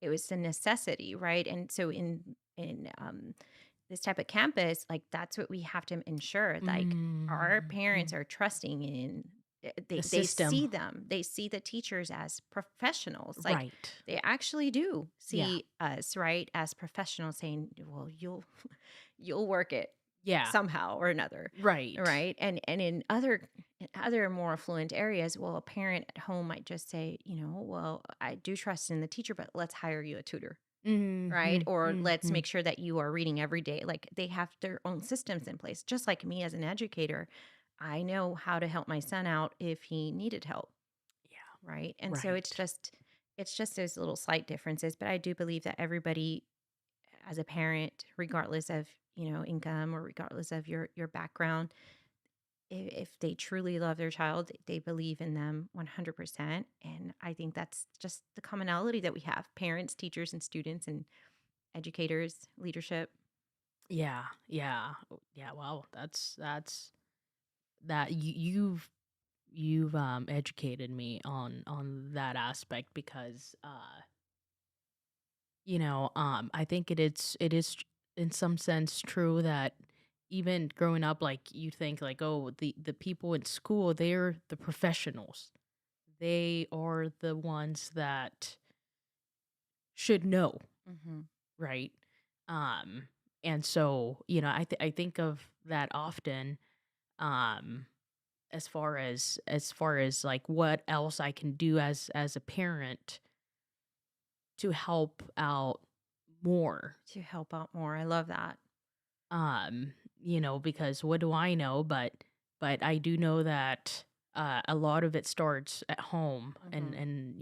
as a child, and how the way a child is shaped, Right. and how they think, and um yeah, I really like what you guys are doing, Thank and you. you as a coach, because you're a coach and leader of other teachers, and that's just to say how, it doesn't, even if you're a teacher, you can still get help to be a better teacher. Right. Yes. And even as a leader, a coach, you mentioned you have um Dr. Brown. I think you Hmm. said that she's kind of like your who you look up to Who I to look up to. learn Right. more, right? Right. So there's always room for growth, and it just depends on the level you're Right. at, The and level what that you're. you're at Mm-hmm. and who you're wanting to come and come on, you're coming with me. There's many Yes. people that I'm like, wow, have you considered? And I you just like plant a little thought in their head. Like, have you Uh-huh. considered you would really be a great so and so and so? And then they're like, yes, like I had thought about it. Then what are the steps? Even the custodian Mm. that was there before we went out to spring break and we got into a conversation. He's like, wow, I see the difference in this classroom because I had to take over a fourth grade class because of lack of a teacher. And he's like, there's a big difference in the kids and in the cleaning, in the cleanup, in the campus, not in the campus, sorry, in the classroom. Mm-mm. And I said, it's because I have to make sure that they have hard work, right? Hard work, discipline, and respect. He's like, I appreciate that. And he just starts thinking and then we got into a quick conversation about goals because he's like, that's something that I would, like, and then I said, okay, so, what do you need in order to go Mm. back? Because, there's many, and I gave him options like there's trade schools that you can finish within 2 years and possibly make even more than teachers, right? Like Right. our kids, our youth, because he's very young, just got out of high school. Like they need to see options that Yeah. can propel them forward so that way, they live comfortably and help out. Because the Yes. more you live comfortably in some people, the more they're gonna want to give. Yes. The faster they're out of survival mode, Agreed. they can start focusing on, you know, who am I? What else? What can I give Hmm. now that I don't have to work? Now that I'm worried about the basics such as shelter and food. Yes. And some don't reach that level though, right? Like they Mm-hmm. might be successful financially, but how are you successful with in terms of other aspects, right? Right. Yeah. I mean, it's a whole It's a balancing balance. thing of, spiritual, Right. mental, physical, Hmm. all of the above, and I think how you take care of your inside, that's how it's going to reflect, especially in moments of where of pressure, of challenges. That's and I see that more than, or I understand that and see that more than anything now that I train like jujitsu, Oh, yes. because in moments of like when you're put in bad situations, Okay. and it then how you react to it, it kind of shows who you are. So if somebody starts, say maybe somebody's getting choked out for the third time that same round of 7 minutes, and then they throw their mouthpiece and they start slamming the mat, or even want to go sit down and not roll anymore, and that kind of shows who you are in Character. those moments of pressure, right? Versus if it's somebody's like, oh, this is the third time I'm getting put in this position. What is it that I'm doing Right. that is putting me here? Okay, let's try that again. Okay, this is what I'm doing. So it's a whole different and so coach says it all the time, and I can see that now more, and it's like it jujitsu will bring out who you are. And I don't think Wow. just jujitsu, but just things in life. Jujitsu, you can really see it, especially if you're training and you're seeing teammates act grown grown people Hmm. act like grown babies, which is the worst kind of. It's really, Wow. you don't want to see a grown baby, Right. like, because that's just not cute. No. And no one wants to handle a grown baby. Nobody wants to handle a grown baby. So that's where a lot of times where you'll see they'll come in, you know, whatever with a, I got this, or maybe more of an egoistic, Mm. and then they get put in a bad position by maybe somebody smaller or doesn't have as big muscles, Right. and then they're getting choked out, and then they're throwing a tantrum on the mat, like. So yeah, I mean, It goes it's a lot with character, like you mentioned, right? yes, Like, who are you when those times of stress come, right, and what are you going to do with it? Like, are you going to just quit yeah, or throw a keep on tantrum and going? cry. Right. And so, as when you were saying earlier, like in tough moments, it's like you have to keep a strong face as a leader. I mean, that says a lot, because that is the hard thing to do, Hmm. but that's why not everybody is a leader, because it's hard to do, and it's something that needs work, and you need to be aware and conscious about your action, what your attitude, how Hmm. you present yourself. It's really going to dictate how things move. Right. So yeah, That's yeah, amazing. Yeah, you just said it right there, right? That like you do have to train. Like with any profession, like the more skilled that you have, like every like it that book that talks about I think it is in that Strengths Finder, like if you are constantly perfecting, right? Like your skill, hmm, and you're putting more of time, effort than say the other person, then you're actually excelling. You're being more successful than that person, right? And that's the same concept that I tell my son in football. I'm like, what are you doing differently that others aren't doing, right? hmm, And even um if we focus a little bit on like the footwork, like because right here you were like they pushed you, so let's analyze that. And it goes back to the coaching, right? And looking at that weakness, how you mentioned with the same with your practice. And he was like, oh, I saw like I didn't move my foot this way, or mm, it gets very technical. Like we zoom in, and then we also send it to his coach, hey, how can he improve? Like it's just it's taking the steps necessary so that you can become better. Like we mentioned, not yes, everybody's perfect, but you can get better at things. yes, 100%. And it's like the saying, don't compare yourself to others, but compare yourself to who you were yesterday, That's good. Right. because you can always expand and on that, and Mm-hmm. grow from that. That's the only thing that it's really true, because you can't compare yourself to somebody else. You'd never know what somebody else is going through. Right. You'd never know nothing, really. We know We nothing don't. about others. We don't even know things about ourselves, and yet we think here we know the world. We don't even know ourselves. We don't even know ourselves. Right. Like you have to take the time, Yes, right, to really dig deep through experiences.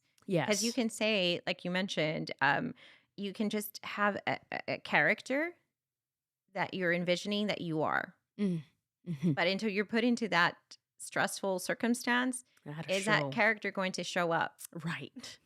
Yes. Right. And so then that's that practice that you have to put yourself in situations where you are under pressure, where you are challenging yourself and you're not comfortable.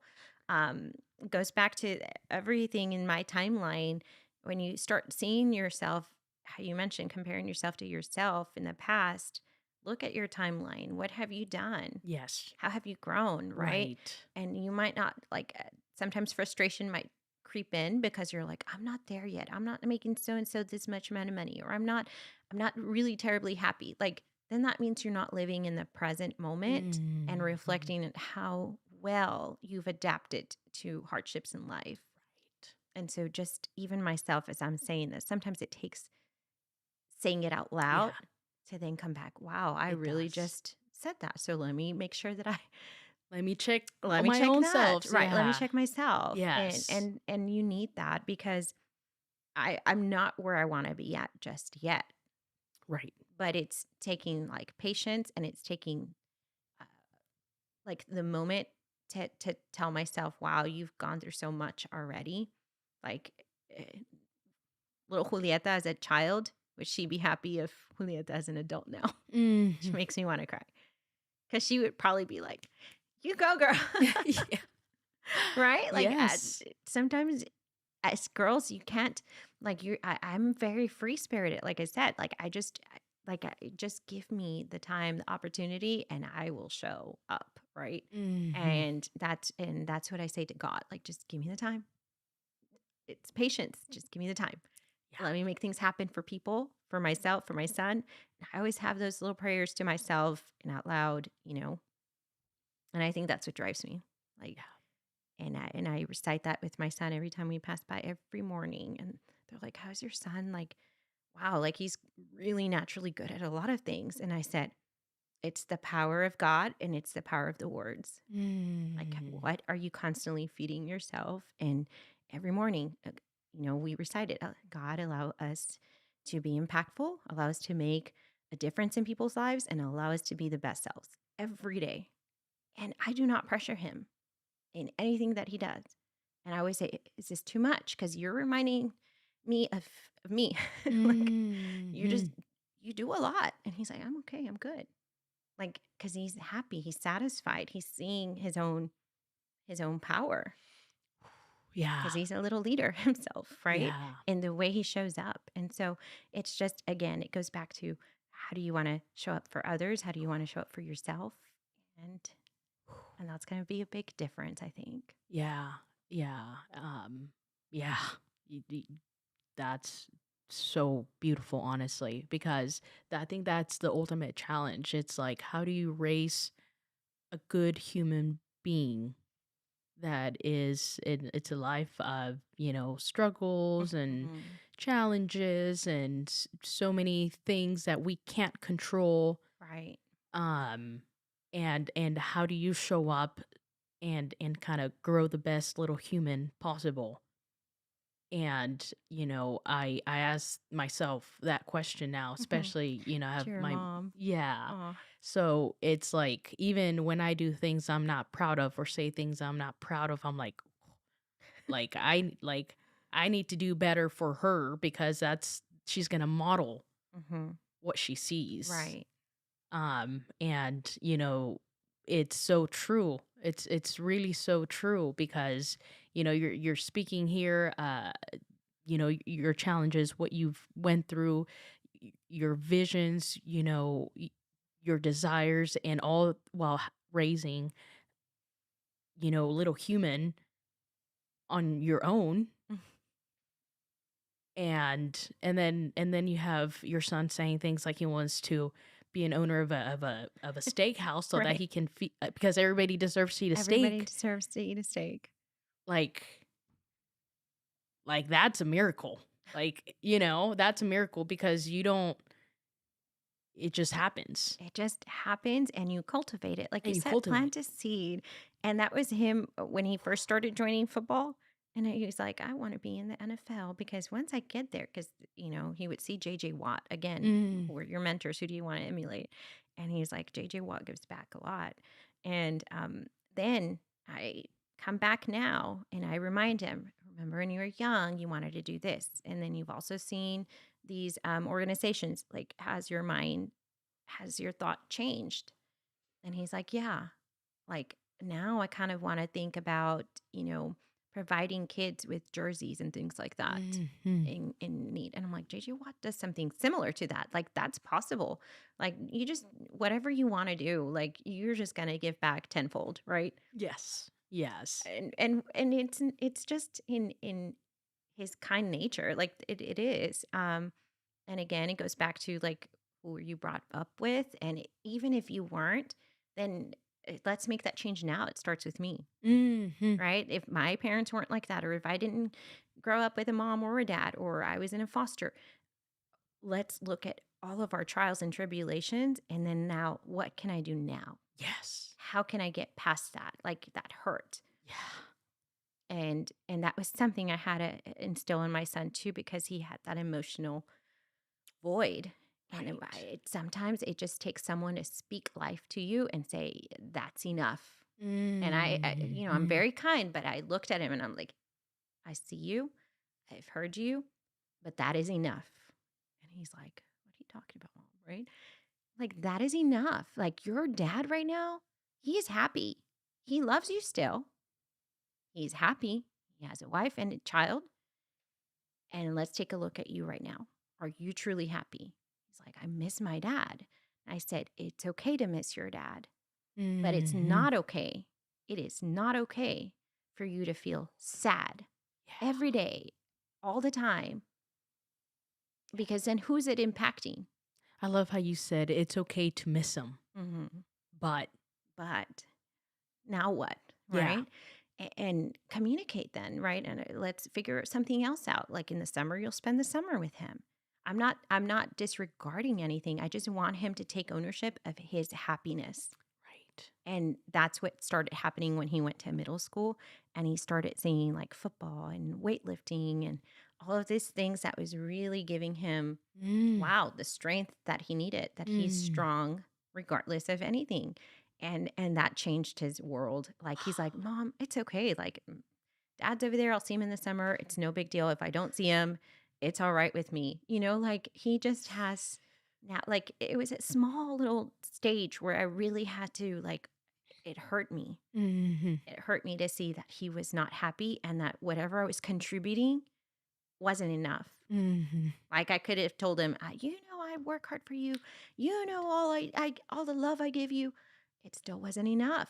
But I wasn't going to blame myself. It was, okay, what can I give him in terms of, like, and I asked him, do you want to see a therapist? No, I'm okay. Right. I'm Mhm. fine. And I would have if I saw the need that oh my gosh, he just needs to cry or he needs to express it. He actually sat down and talked to me, and then that was it. Like right now, like he is thriving, like so happy, enjoying his life. He has a great relationship with his dad. Like we just talked about him going to North Carolina in the summer. Like things are finally for him just wow, like I'm enjoying life because I said you're going to Right. and he was like in 5th or 6th grade when this had happened that he was really sad. But again, COVID year happened during that time. Mm. Mhm. So with a lot of people, like there's still suppressed emotions in many people that have lost a loved one or that couldn't see a loved one. He couldn't see him that summer. So it really like tugged at his heartstring. Yeah. Wow. Yeah. That I love, love, love, love, love how you saw that he was having this issue or this emotion kind of just kind of take over, and just with communicating with him, Right. you were able to kind of undo those knots Do the and knots. undo those knots slowly and with patience, and not forcing anything, just communicating and undoing those knots, so those knots are no longer there. And there may be other knots along the way, Mm. but that won't be one of them. I know. And the reason I say this is, it reminds me, Jordan Peterson talked about how important it is to talk, how you talk to your kids and when Mhm. they have issues. And sometimes, as parents, we dismiss, like, for example, he talked about his daughter having a nightmare and woke up, Mm. just had a nightmare. And her nightmare was that the ocean was being polluted with a lot of trash.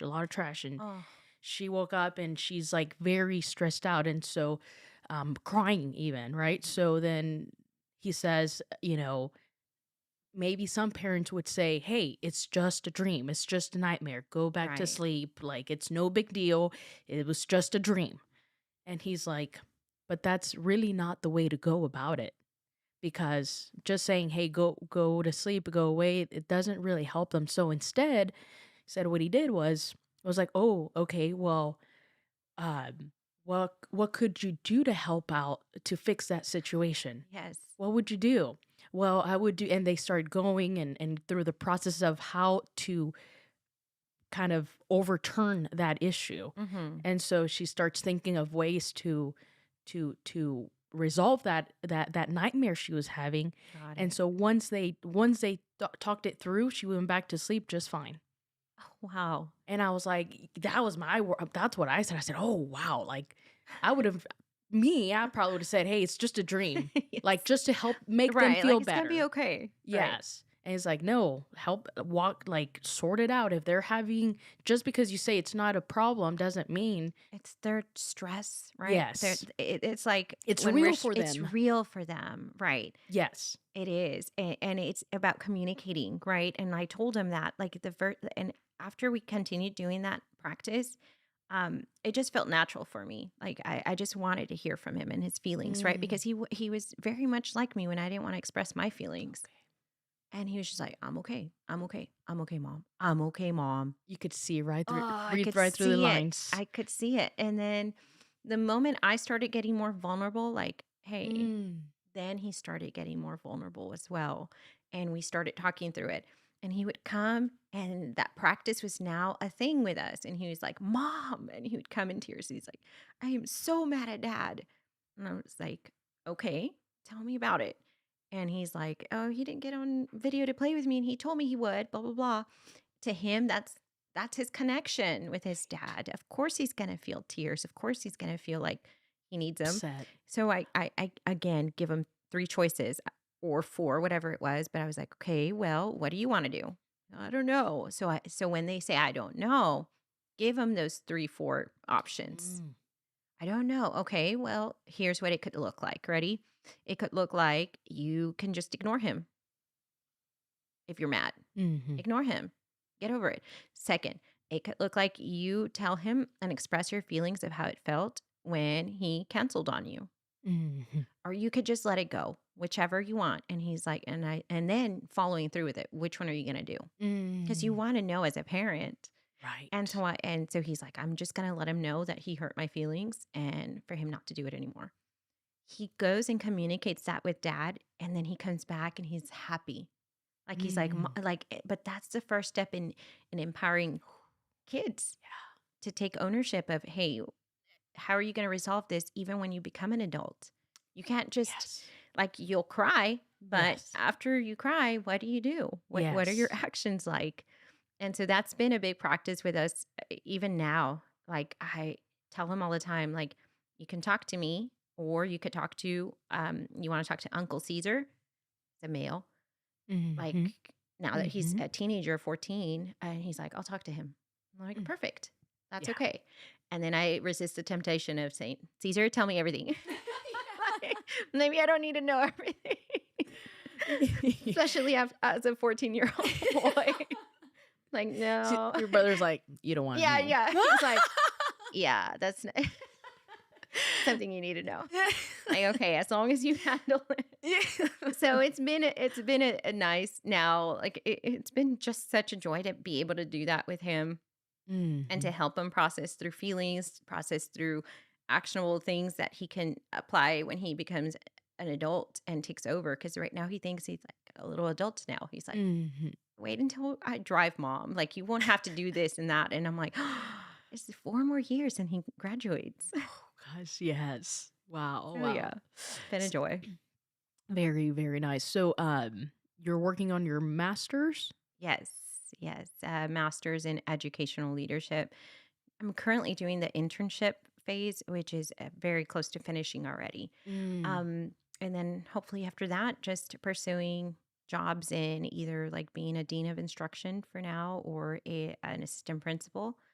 And just depending on, where God wants me and what life looks like, because of the other business ideas and the projects that I have going on. Like it just is really going to depend Yeah. on things like that. Well, I think for sure you're putting yourself in situations by where doors might open where you don't even know. For example, I think just was it my last guest? She's a teacher. She was a teacher.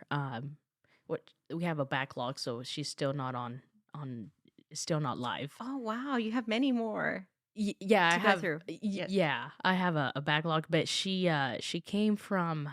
She was a teacher in Mexico, Oh, wow. and she got married. She came down here, and she mentioned how she wanted to kind of be in for a moment. She wanted to be kind of comfortable and find a job where only the language Spanish was spoken, because she didn't know English. No English, right?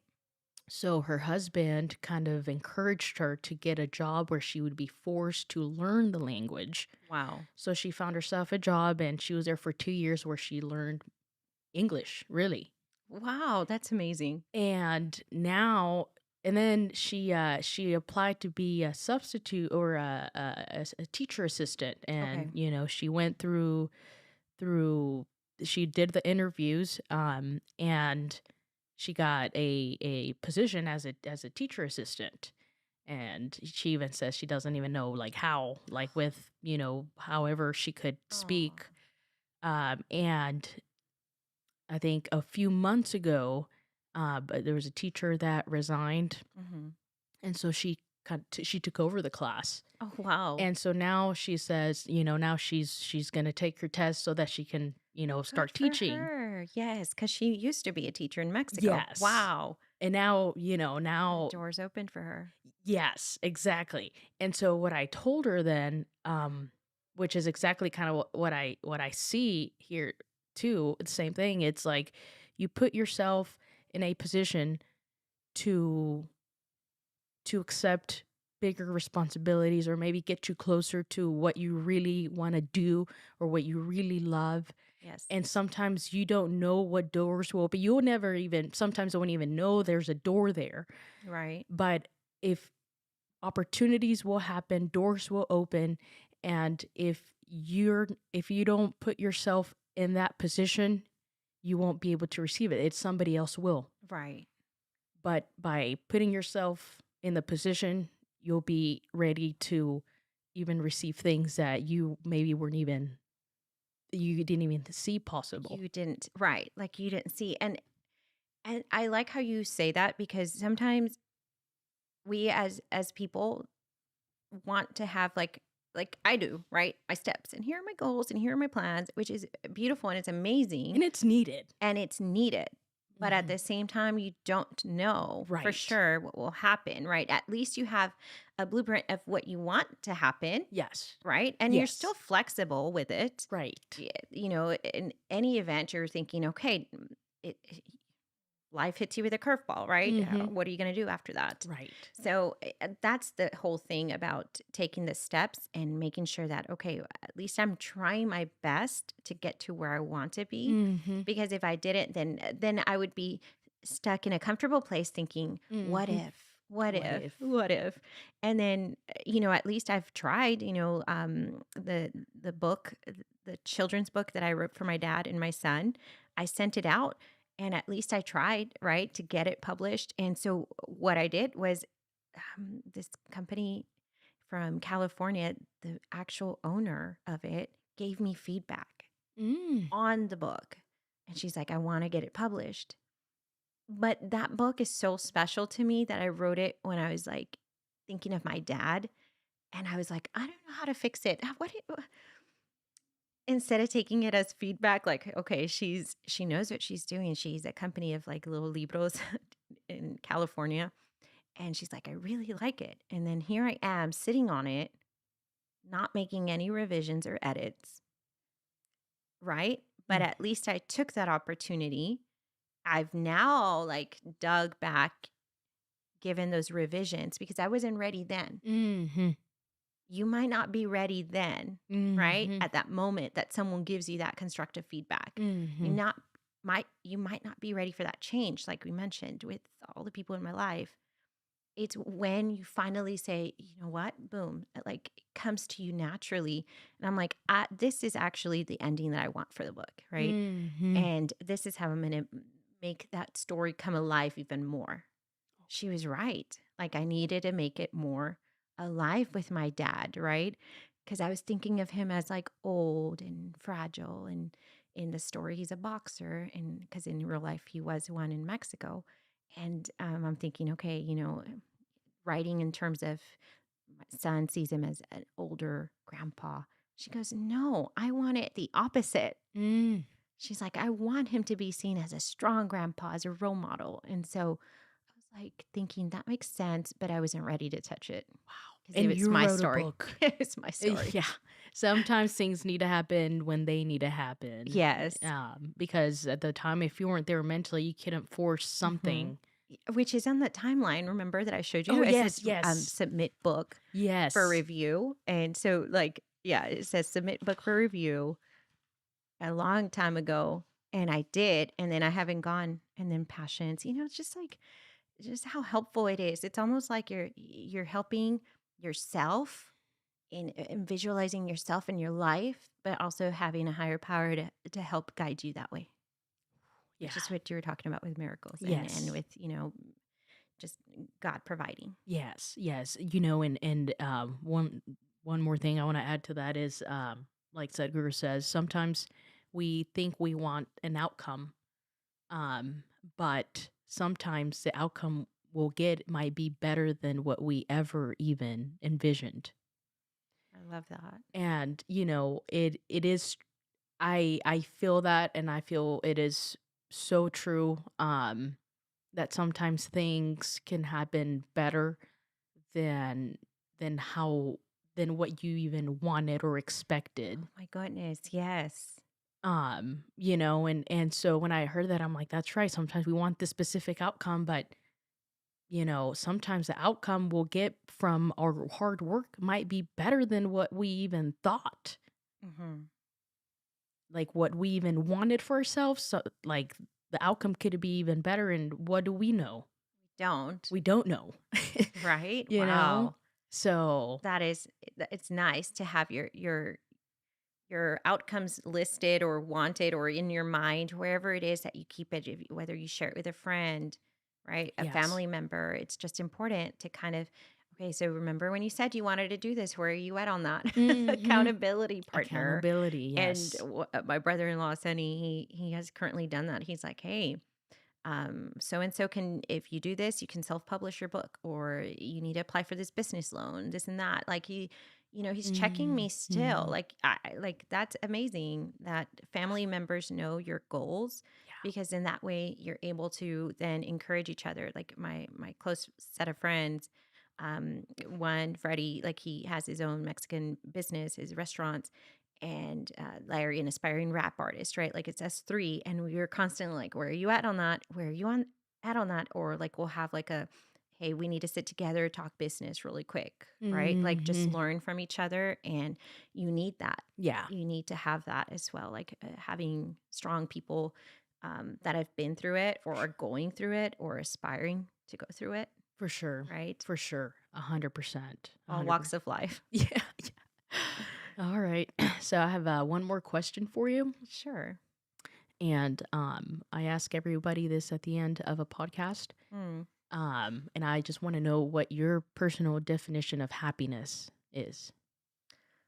Oh, my personal definition of happiness is just making sure that every day, despite your own difficulties or the happiness, the good and the bad, like, did you feel loved? Are you Mm, loved? Did you feel happiness? Did you feel joy? Like that to me is happiness. Like the small details. Were you able to be observant mm, in the world, right? And are you still that child when you're seeing that butterfly?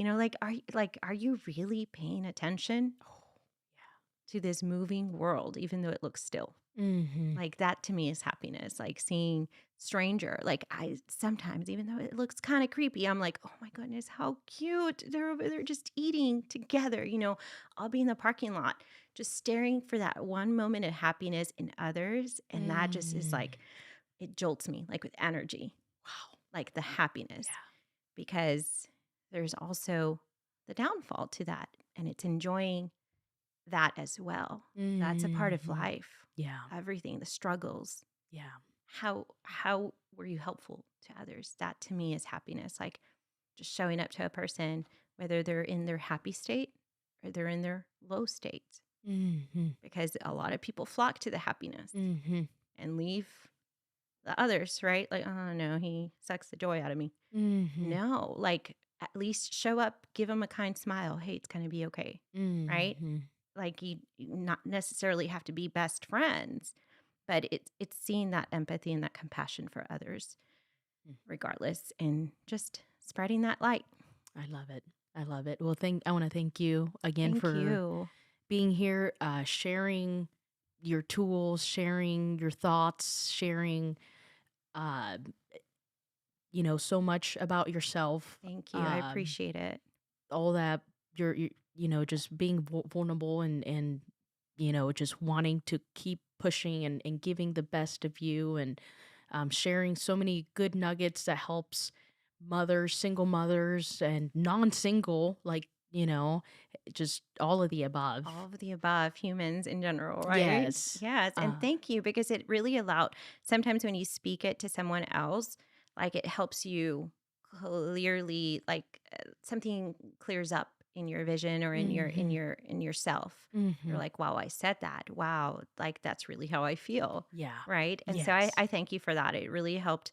Actually, like I wasn't expecting to really reflect Mm. on my whole timeline like that. And you did amazing. So I appreciate that. Thank you.